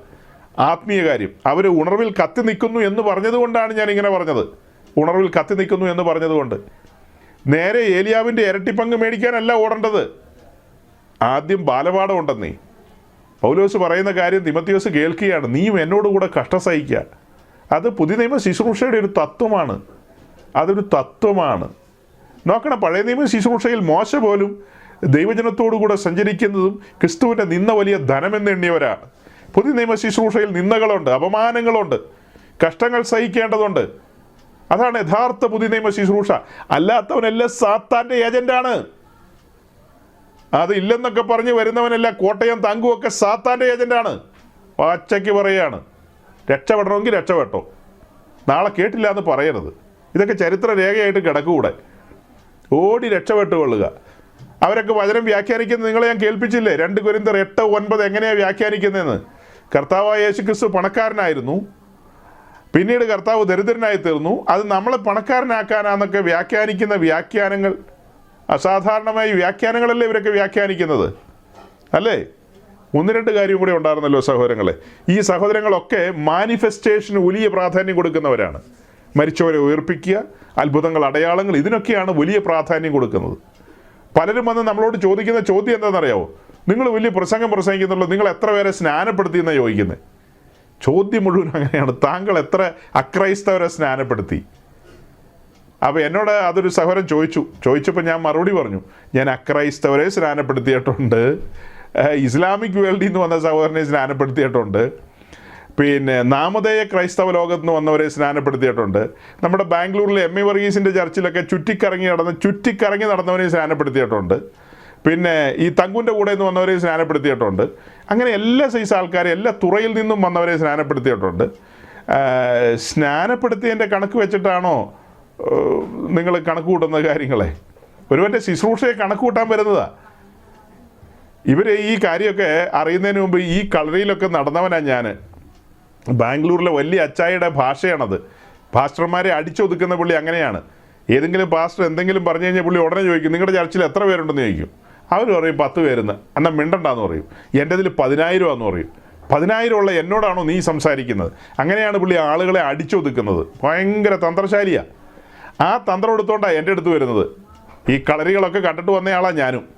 അപ്പോൾ അതിനുള്ള മറുപടി എന്നോട് ചോദിച്ച സഹോദരനോട് ഞാൻ പറഞ്ഞു കൊടുത്തു. അപ്പോൾ അവനത് ഈ പറഞ്ഞ അച്ചായിയുടെ ശിഷ്യന് തിരിച്ച് മറുപടിയും കൊടുത്തു. ഒരു പഴയകാല സംഭവം ഓർപ്പിക്കാം. പഴയകാല സംഭവം. യോനയുടെ ശുശ്രൂഷയിൽ ഒരു പട്ടണം മുഴുവനും മാനസാന്തരപ്പെട്ടു. യോനയുടെ ശുശ്രൂഷയിൽ പട്ടണം മുഴുവനും. അതേസമയം പിന്നത്തെ നമ്മൾ നോക്കുമ്പോൾ കാണുന്ന ഇരമ്യാവിനെയാണ്. കരയുന്ന പ്രവാചകനായ ഇരമ്യാവ്. തൻ്റെ ശുശ്രൂഷയിൽ ഒരു കുഞ്ഞു പോലും മാനസാന്തരപ്പെട്ടില്ല. രാജ്യം യഹോവയെങ്കിലേക്ക് തിരിഞ്ഞില്ല, രാജാവ് തിരിഞ്ഞില്ല, പ്രജകളും തിരിഞ്ഞില്ല. ഒരു മനുഷ്യക്കുഞ്ഞു പോലും തൻ്റെ ശുശ്രൂഷയിൽ മാനസാന്തരപ്പെട്ടില്ല. അതുകൊണ്ട് ഇരമ്യാവ് ദൈവത്തിൻ്റെ ദാസനല്ല എന്ന് നീ പറഞ്ഞാൽ മതിയോ? അങ്ങനെയൊക്കെ നിശ്ചയിച്ചാൽ മതിയോ? നിങ്ങളുടെ കയ്യിൽ എന്ത് അളവുകോല ഉള്ളത് ഇത് അളക്കാനായിട്ടുള്ളത്? ഇവരെയൊക്കെ എന്താ നമ്മൾ വിളിക്കുന്നത്? ശിശുക്കളെന്ന് വിളിക്കണോ? ശിശുക്കളെന്ന് പോലും വിളിക്കാൻ പറ്റില്ല. എല്ലാം ജ്ഞാനികളാണെന്നാണ് ഇവരുടെയൊക്കെ വിചാരം. ഇവർ കണ്ട ഈ ന്യൂ ജനറേഷൻ പിന്നാമ്പുറങ്ങൾ അതൊന്നുമല്ല പെന്തിക്കോസ്ത്. യഥാർത്ഥ പെന്തിക്കോസ്തും അതിൻ്റെ വെളിപ്പാടുകളും വചനവും വചനത്തിൻ്റെ ആഴങ്ങളും. ഒട്ടനെ ചോദിക്കുന്ന മരിച്ചവരെ ഉയർപ്പിച്ചിട്ടുണ്ടോന്ന്. അങ്ങനെ വന്ന് ചോദിക്കുന്നത് മരിച്ചവരെ ഉയർപ്പിച്ചിട്ടുണ്ടോന്ന്. 5 മരിച്ചവരെ ഉയർപ്പിച്ച ഉപദേശിയുടെ കൂടെ നടന്നവനാണ് ഞാൻ. 5 മനുഷ്യരെ ഇന്ത്യ മഹാരാജ്യത്ത് ഉയർപ്പിച്ച ഉപദേശിയുടെ കൂടെ നടന്നവനാണ് ഞാൻ. എന്നോടാ വന്ന് ചോദിക്കുന്ന മരിച്ചവരെ ഉയർപ്പിച്ചിട്ടുണ്ടോന്ന്. നീ കണ്ടിട്ടുണ്ടോ മരിച്ചവരെ ഉയർപ്പിക്കുന്നത്? നിന്റെ ബാംഗ്ലൂരിലുള്ള അച്ചായി ആരെങ്കിലും മരിച്ചവരെ ഉയർപ്പിച്ചിട്ടുണ്ടോ? പുള്ളിക്ക് ക്യാൻസർ വന്നപ്പോൾ കൊളംബിയ ഏഷ്യയിൽ പോയി നെടുമ്പാട് വീഴുക ചെയ്ത ഡോക്ടർമാരുടെ മുമ്പിൽ എന്നെ രക്ഷിച്ചേക്കാൻ പറഞ്ഞ്.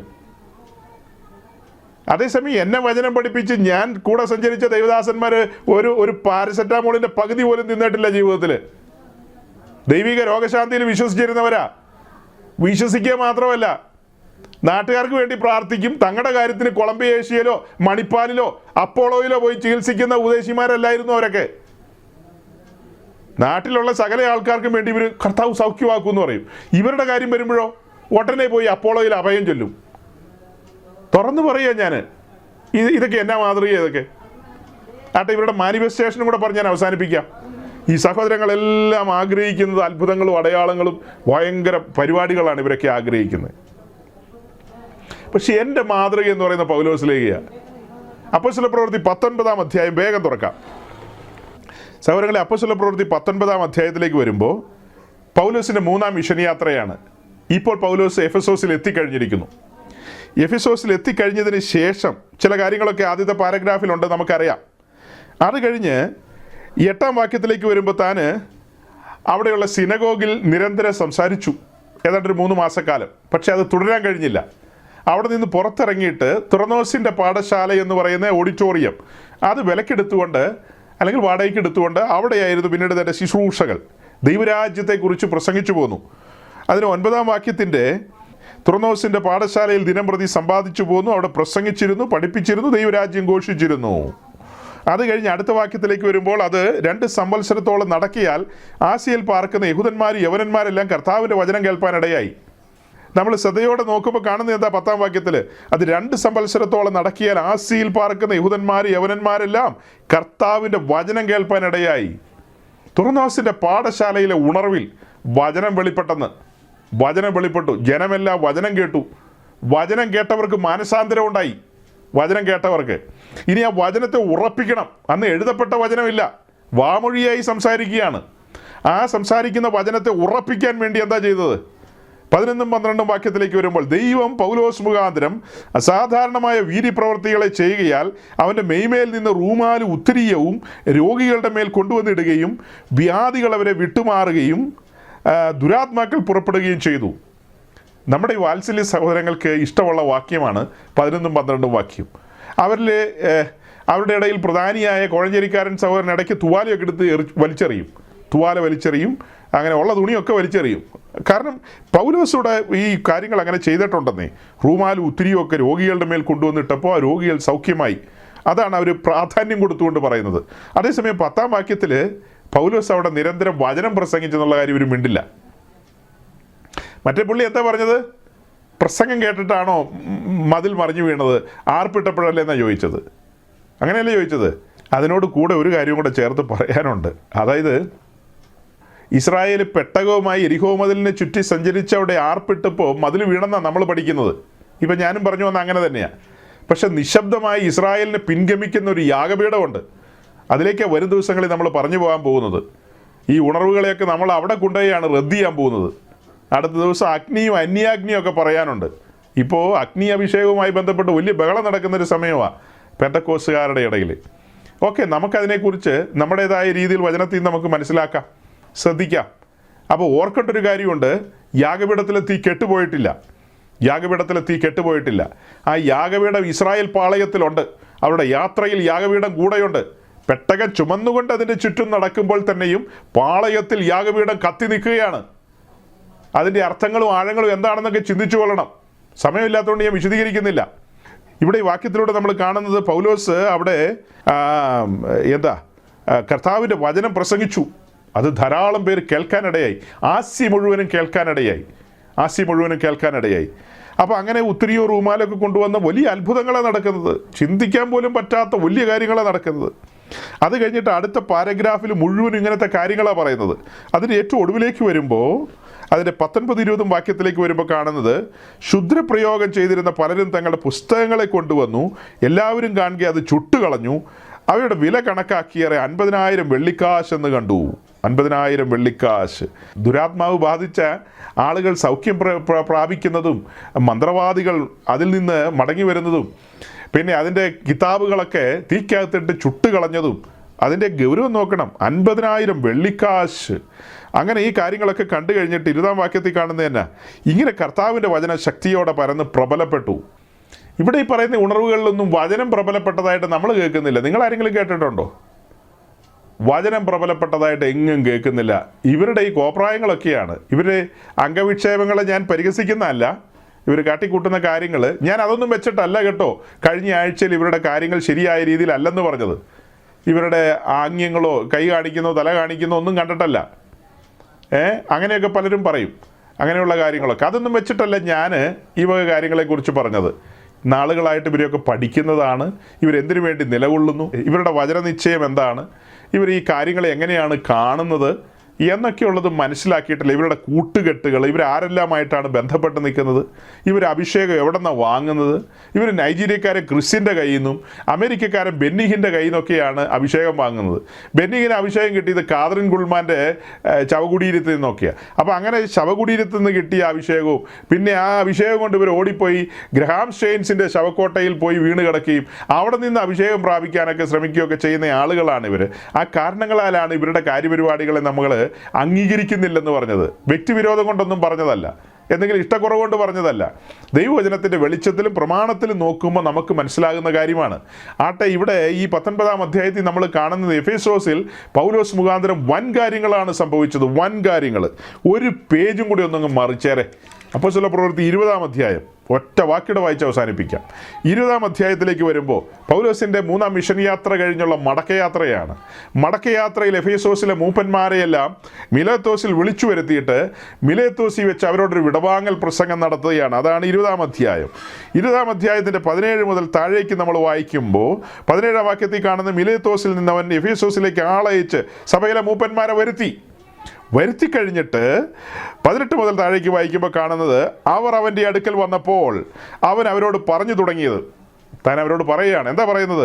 ഞാൻ ആസിയിൽ വന്ന 1-ാം നാൾ മുതൽ എല്ലായ്പ്പോഴും നിങ്ങളോടുകൂടെ എങ്ങനെയിരുന്നു എന്നും വളരെ താഴ്മയോടും കണ്ണുനീരോടും യഹൂദന്മാരുടെ കൂട്ടുകെട്ടുകളാൽ എനിക്കുണ്ടായ കഷ്ടങ്ങളോടും കൂടെ കർത്താവിനെ സേവിച്ചു വന്നു എന്നും പ്രയോജനമുള്ളതൊന്നും മറച്ചു വയ്ക്കാതെ പരസ്യമായും വീട് തോറും നിങ്ങളോട് അറിയിക്കുകയും ഉപദേശിക്കുകയും ചെയ്തു എന്നും ദൈവത്തിങ്കിലേക്കുള്ള മാനസാന്തരവും നമ്മുടെ കർത്താവ് യേശു ക്രിസ്തുവിലുള്ള വിശ്വാസവും യഹൂദന്മാർക്ക് യവനന്മാർക്ക് സാക്ഷീകരിച്ചു. എങ്ങനെയാ? ഞാൻ ആസിയിൽ വന്ന 1-ാം നാൾ മുതൽ എല്ലായ്പ്പോഴും നിങ്ങളോടുകൂടെ എങ്ങനെയിരുന്നു എന്നും വളരെ താഴ്മയോടും കണ്ണുനീരോടും കൂടെ. അതായത് 19-ാം അധ്യായത്തിലെ കാര്യം അവിടെ എടുത്തു പറയാത്തത്, ഞാൻ ആസിയിൽ വന്ന 1-ാം നാൾ മുതൽ തകർപ്പൻ ശുശ്രൂഷയായിരുന്നു, ഉണർവിൻ്റെ കൊടുങ്കാറ്റായിരുന്നു. മെയ്മേൽ നിന്ന് ഉത്തരയോ റൂമാലും ഒക്കെ ഇട്ടപ്പോൾ ആളുകൾ സൗഖ്യമായി. നിങ്ങളത് അറിയുന്നില്ലേ? നിങ്ങളത് ഓർക്കുന്നില്ലേ? പിന്നെ എന്താ മന്ത്രവാദികൾ മടങ്ങി വന്നതും അല്ലെങ്കിൽ മന്ത്രവാദികൾ മാനസാന്തരപ്പെട്ടതും അവരുടെ കിതാബുകളൊക്കെ തീക്കകത്തിട്ട് ചുട്ടുകളഞ്ഞതും ഈ കാര്യങ്ങളൊക്കെ വിടവാങ്ങൽ പ്രസംഗത്തിൽ എടുത്തു പറയേണ്ടതായിരുന്നു. പക്ഷെ ഒന്നും എടുത്തു പറഞ്ഞില്ല. എടുത്തു പറഞ്ഞെന്താ? ആസിയിൽ വന്ന 1-ാം നാൾ മുതൽ എല്ലായ്പ്പോഴും നിങ്ങളോടുകൂടെ എങ്ങനെ ഇരുന്നു എന്നും വളരെ താഴ്മയോടും കണ്ണുനീരോടും കൂടെ തനിക്കുണ്ടായ ഉപദ്രവങ്ങളും കഷ്ടങ്ങളും ഒക്കെ അവരോട് പറയുകയാണ്. അത് മാത്രമല്ല, പരസ്യമായും വീട് തോറും ഉപദേശിക്കുകയും പഠിപ്പിക്കുകയും പിന്നെ എന്താ അത് യഹൂദന്മാർക്കും യവനന്മാർക്കും ഒക്കെ മാനസാന്തരത്തിലേക്കുള്ള വഴി പറഞ്ഞു കൊടുക്കുകയൊക്കെ ചെയ്തെന്നാണ് പറയുന്നത്. ജനം മാനസാന്തരപ്പെടാൻ പാകത്തിനുള്ള വചനം പ്രസംഗിച്ചു, വചനം പ്രസ്താവിച്ചു. വചനം കേട്ടവർ മാനസാന്തരപ്പെട്ടു. വചനത്തെ ഉറപ്പിക്കാൻ വേണ്ടി അത്ഭുതങ്ങളും അടയാളങ്ങളും സംഭവിച്ചു. ജനത്തെ ദൈവരാജ്യത്തിൽ കൊണ്ടുവരുവാനല്ല അത്ഭുതങ്ങളും അടയാളങ്ങളും. അത്ഭുതങ്ങളും അടയാളങ്ങളും എന്തിനെന്നാ മർക്കോസ് 16-ന്റെ അവസാനത്തെ വാക്യങ്ങൾ പറയുന്നത്? അത് വചനത്തെ ഉറപ്പിക്കാൻ വേണ്ടിയാ. കാരണം എന്താ? അന്ന് എഴുതപ്പെട്ട വചനമില്ല. ഈ വന്നിരിക്കുന്ന ദൈവത്തിൻ്റെ അഭിഷിക്തന്മാരാണ്. ഇവരോട് കൂടെ ദൈവസാന്നിധ്യമുണ്ട്. ദൈവം ഇവരോട് കൂടെ നിൽക്കുന്നു. ആ കാര്യം ഉറപ്പിക്കാൻ വേണ്ടി ദൈവം തന്നെ അവർക്ക് വേണ്ടി വൻ കാര്യങ്ങളെ ചെയ്യുകയാണ്. അവരുടെ കരത്തോടുകൂടെ കർത്താവിൻ്റെ കരം ചേർത്ത് വെച്ച് അത്ഭുതങ്ങളെ ചെയ്യുകയാണ്. ക്രിസ്തീയ സഭയുടെ ആരംഭമാണത്. ആ ആരംഭകാലത്ത് വചനത്തെ ഉറപ്പിക്കാൻ വേണ്ടി അങ്ങനത്തെ അത്ഭുതങ്ങളും അടയാളങ്ങളും ചെയ്തിട്ടുണ്ട്. ഇന്നും ചില രാജ്യങ്ങളിൽ ദൈവത്തിൻ്റെ അഭിഷിക്തന്മാരെ കൊണ്ട് അങ്ങനെ ചെയ്യിക്കും. എല്ലായിടത്തും അതുപോലെ ചെയ്യിക്കണമെന്ന് പറഞ്ഞു കഴിഞ്ഞാൽ അത് നമ്മളല്ലല്ലോ ചെയ്യുന്നത്, ദൈവമല്ലേ ചെയ്യുന്നത്. ആ കാര്യങ്ങളൊക്കെ ദൈവകരങ്ങളിലാണ് ഇരിക്കുന്നത്. ദൈവമാണ് അത്ഭുതങ്ങളും അടയാളങ്ങളും ഒക്കെ ചെയ്യുന്നത്. ഈ പറഞ്ഞ കാര്യങ്ങളെല്ലാം സംഭവിക്കണമെന്ന് നമ്മളും ആഗ്രഹിക്കുന്നുണ്ട്. പ്രിയ സഹോദരങ്ങളെ, ഞാനെൻ്റെ വാക്കുകളെ ചുരുക്കുകയാണ്. പ്രിയപ്പെട്ടവരോട് ഞാൻ പറയുന്ന കാര്യം എന്താ? നമ്മൾ ഉണർവ് ആഗ്രഹിക്കുന്ന ജനമാണ്. ഉണർവ് ആഗ്രഹിക്കുന്ന ജനമാണ്. തൻ്റെ സഭയിൽ കൃപാവരങ്ങൾ ജ്വലിക്കണം. തൻ്റെ സഭയിൽ കൃപാവരങ്ങൾ ജ്വലിക്കണം. അതുപോലെ ആത്മാവിൻ്റെ ഫലം വെളിപ്പെടണം. വരം മാത്രം പോരാ, ഫലവും പുറപ്പെടണം. വരവും ഫലവും ഒരുപോലെ വെളിപ്പെടണം. ദൈവത്തിൻ്റെ സഭ വചനത്തിൽ മുന്നേറണം. വചനത്തെ മുൻനിർത്തിക്കൊണ്ടായിരിക്കണം ഏതൊരു ശുശ്രൂഷകളും. ഏതൊരു ഉണർവിലും വചനം പുറപ്പെടണം. വചനത്തിനാണ് പ്രാധാന്യം. യെരിഹോവിൻ്റെ മതിലിനെ ചുറ്റി നടക്കുമ്പോൾ ചുമ്മാ ചുറ്റി ആർപ്പിട്ടിട്ട് കാര്യമില്ല. ചുമലിൽ പെട്ടകം വേണം. പെട്ടകം ചുമലിൽ വരണമെങ്കിൽ അതിനു മുമ്പ് കെഹാത്തിനെ ശുദ്ധീകരിക്കണം, അവരെ വേർതിരിക്കണം. പെട്ടകത്തിനകത്ത് കൽപ്പലക വേണം. കൽപ്പലക അതിനകത്ത് വെക്കണമെങ്കിൽ അത് അതിൻ്റെ പ്രമാണപ്രകാരമായിരിക്കണം പണി നടക്കേണ്ടത്. പ്രമാണപ്രകാരം പണിത പെട്ടകത്തിനകത്തേക്കാണ് കൽപ്പലക വയ്ക്കുന്നത്. അപ്പോൾ എന്തിനും ഏതിനും പ്രമാണമുണ്ട്. അതിന് ധാരാളം വാക്യങ്ങൾ നമ്മുടെ മുമ്പിലുണ്ട്. ശുശ്രൂഷകളെല്ലാം പ്രമാണപ്രകാരമായിരിക്കണം. എല്ലാം അതിൻ്റെ ക്രമത്തിലായിരിക്കണം.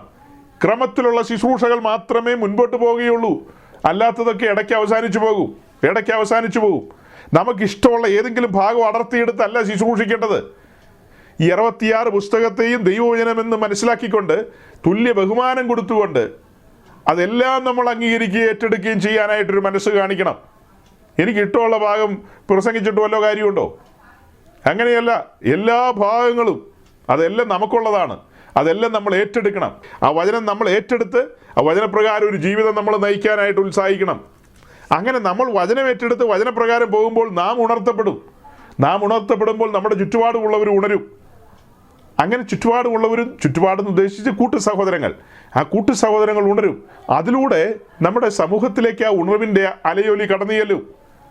അങ്ങനെ ഉണർത്തപ്പെട്ട് വരുന്നവർക്ക് വചനം കൊടുക്കാൻ കഴിയണം. നമുക്ക് തുറന്നോസിൻ്റെ പാഠശാലയിൽ വന്നവർക്കെല്ലാം വചനം കൊടുത്തു. ആസിയിൽ എമ്പാടും നിന്നും ജനം ഓടിക്കൂടിയവർക്കൊക്കെ വചനം കൊടുത്തു. അവരോട് പറഞ്ഞത് പ്രസംഗത്തിലല്ല, ആർപ്പിലാണെന്നൊന്നും അല്ല പറഞ്ഞത്. പ്രസംഗം കൊണ്ടല്ലെന്നല്ല പൗലോസ് പറഞ്ഞത്. പൗലോസ് എന്താ പറഞ്ഞത്? പ്രസംഗത്തിൻ്റെ ഭോഷത്വത്താൽ അനേകരെ രക്ഷിക്കാൻ ദൈവത്തിന് കഴിയുമെന്നാണ്. പ്രസംഗത്തിൻ്റെ ഭോഷത്വത്താൽ തൻ്റെ പ്രസംഗം കേട്ട് അനേക രക്ഷാമാർഗത്തിലേക്ക് വരികയാണ്. അത് എല്ലാ സ്ഥലങ്ങളിലും അങ്ങനെയാണ്. അതുകൊണ്ടാണ് തിമോത്തിയോസിനോട് പറഞ്ഞത്, വചനം പ്രസംഗിക്കുക, സമയത്തും അസമയത്തും ഒരുങ്ങി നിൽക്കുക. ഉണർവ് വന്നു കഴിഞ്ഞാൽ പിന്നെ പ്രസംഗിക്കേണ്ടെന്ന് പൗലോസ് പറഞ്ഞോ? ഉണർവ് വന്നു, ഇനി പ്രസംഗമൊന്നും വേണ്ട, ഇനി ആർപ്പ് മാത്രം മതി. അങ്ങനെയാണോ? അങ്ങനെയല്ല. നമ്മൾ ഈ പ്രിയപ്പെട്ടവരെ കറക്റ്റ് ചെയ്യുകയാണ്, ഈ കാര്യത്തിൽ കറക്റ്റ് ചെയ്യുകയാണ്. ഇതാണ് അതിൻ്റെ പാറ്റേൺ. ഈ മാതൃക പ്രകാരം നടക്കുന്നവരെ കുറിക്കൊള്ളുവിൻ സഹോദരങ്ങളെ. ഈ മാതൃകയ്ക്ക് വെളിയിൽ പോയി കഴിഞ്ഞാൽ ക്രൂശിൻ്റെ ശത്രുക്കളായിത്തീരും. അവരുടെ ദൈവം വയറ്, ലജ്ജയായതിൽ അവർക്ക് മാനം തോന്നുന്നു. അവരുടെ നാശം അടുത്തിരിക്കുന്നു എന്നാണ് പൗലോസ് പറയുന്നത്. അപ്പം നമ്മൾ നാശം അടുത്തിരിക്കുന്നവരുടെ കൂട്ടത്തിലല്ല സഞ്ചരിക്കേണ്ടത്, മാതൃകയുള്ളവരുടെ കൂട്ടത്തിൽ സഞ്ചരിക്കണം. സഹോദരങ്ങളെ, ഞാൻ അങ്ങനെ ഉത്ബോധിപ്പിച്ച് അവസാനിപ്പിക്കുകയാണ്. നിങ്ങൾ ഇത്തരത്തിലുള്ള മാതൃകയുള്ളവരെ ഉറ്റുനോക്കുവിൻ. അവിടെ ഉണർവ്, ഇവിടെ ഉണർവ്, അവിടെ അതാണ്, ഇവിടെ ഇതാണെന്നൊക്കെ കേൾക്കുമ്പോൾ ഇളകി മറിഞ്ഞ് പോകാതിരിക്കുക. പല പാറ്റേൺസും ഞാൻ നിങ്ങളുടെ മുമ്പിൽ വെച്ചു. വചനം പ്രസംഗിക്കുന്നതിലല്ല, ആർപ്പിടുന്നതിലാണെന്ന് പറഞ്ഞപ്പോൾ വിശദീകരണം തന്നു. മത്തായി 10 മത്തായി 28 വിശദീകരിച്ചു. അപ്പോസ്തല പ്രവൃത്തി 19, 20 നിങ്ങളുടെ മുമ്പിൽ വെച്ചു. 19 എന്തെല്ലാം അത്ഭുതങ്ങൾ, അടയാളങ്ങളാ. പക്ഷെ അതിനെക്കുറിച്ചൊന്നും പൗലോസ് മിണ്ടുന്നു പോലുമില്ല. താൻ പ്രസംഗിച്ച പ്രസംഗം കേട്ട് യഹൂദനും യവനനും മാനസാന്തരപ്പെട്ടെന്നാണ് പറയുന്നത്. ദൈവവചന ശുശ്രൂഷയിൽ അനേകർ വിശ്വാസമാർഗത്തിലേക്ക് കടന്നു വന്നു. അത്ഭുതം അടയാളമൊന്നും കണ്ടിട്ട് ആളുകൾ വന്നില്ല. അതൊന്നും കണ്ടല്ല ജനം ദൈവരാജ്യത്തിൽ വരേണ്ടത്. അത്ഭുതം അടയാളം കണ്ടിട്ടാണോ ദൈവരാജ്യത്തിൽ വരേണ്ടത്? അതാണ് മത്തായി 10 മത്തായി 28 ഈ ന്യൂജന്മാർക്ക് ഒന്നിനും അറിയില്ല എന്താന്ന്, അതിൻ്റെ ആഴങ്ങൾ അറിയില്ല. അപ്പോൾ അതുകൊണ്ട് സ്വർഗത്തിലെ ദൈവം നമുക്ക് വെളിപ്പെടുത്തി തന്ന വചനത്തിൽ സന്തോഷിച്ചുകൊണ്ട്, ഫിലിപ്പി ലേഖനമാണിന്ന് തുറന്നു വെച്ചത്, വിശേഷാൽ 3-ാം അധ്യായം. അവിടെ തുടങ്ങുന്നത് എങ്ങനെയാണ്? സന്തോഷിപ്പിൻ എന്ന് പറഞ്ഞുകൊണ്ടാണ്. നമുക്ക് നമ്മുടെ രക്ഷയിൽ സന്തോഷിക്കാം. അടുത്ത വാക്യത്തിൽ മുന്നറിയിപ്പാണ് പൗലോസ് പറഞ്ഞത്. അതുപോലെ നമുക്ക് മുന്നറിയിപ്പുകൾ പറയാനുണ്ട്. ദൈവം അനുവദിച്ചാൽ അടുത്ത ആഴ്ച അഗ്നിയും അന്യാഗ്നിയും, യാഗപീഠത്തിലെ തീ കത്തും, യാഗപീഠം വെളിപ്പെടും, ക്രൂശ് വെളിപ്പെടും. ഈ കാര്യങ്ങളെക്കുറിച്ച് നമുക്ക് ചിന്തിക്കേണ്ടതുണ്ട്. അഹ്റോൻ്റെ പുത്രന്മാരെല്ലാം വെളിപ്പെട്ട് വരും. അവരെല്ലാം മുൻനിർത്തിക്കൊണ്ട് നാദാബും അബീഹുവും വരും, എലയാസറും ഇതാമാറും വരും. അവരെല്ലാം മുൻനിർത്തിക്കൊണ്ട് അഗ്നിയെയും അന്യാഗ്നിയെയും നമുക്ക് നോക്കേണ്ടതുണ്ട്. വിശേഷാൽ മത്തായിയുടെ സുവിശേഷം 3-ാം അധ്യായത്തിൽ പോയി യോർദാൻ്റെ കരയിൽ യോഹന്നാൻ സ്നാപകൻ്റെ പ്രസംഗവും, ആ പ്രസംഗത്തിലൂടെ യോഹന്നാൻ പറഞ്ഞതുപോലെ കോടാലി വെച്ചിരിക്കുകയാണ്. എൻ്റെ പിന്നാലെ വരുന്നവൻ നിങ്ങളെ പരിശുദ്ധാത്മാവിലും അഗ്നിയിലും സ്നാനം കഴിപ്പിക്കുമെന്നാണ് പറഞ്ഞത്. എന്തായാലും അതൊക്കെ വലിയ ഡിബേറ്റുകളായിട്ട് നടന്നു പോയിക്കൊണ്ടിരിക്കുന്നു. അവരെല്ലാം ഡിബേറ്റ് ചെയ്യട്ടെ. നമുക്ക് ഈ പറയപ്പെട്ട കാര്യങ്ങളുടെ ആഴങ്ങൾ നമ്മുടെ ആത്മീയ വർധനവിന് വേണ്ടി, മുന്നേറ്റത്തിന് വേണ്ടി, കർത്താവിൻ്റെ വരവിൽ എടുക്കപ്പെടുമ്പോൾ യോഗ്യരായി എടുക്കപ്പെടുവാൻ പാകത്തിന് ആത്മീയ വർധനവിന് വേണ്ടി ഈ കാര്യങ്ങളെക്കുറിച്ചൊക്കെ ചിന്തിക്കാം. പ്രാർത്ഥനയോടെ പിരിയാം. അടുത്ത ദിവസം കർത്താവ് അനുവദിച്ചാൽ, അവിടുത്തെ വരവ് താമസിച്ചാൽ നമുക്കിതേ സമയം ഒരുമിച്ച് കൂടാം. ദൈവം നിങ്ങളെ അനുഗ്രഹിക്കട്ടെ. Thank you.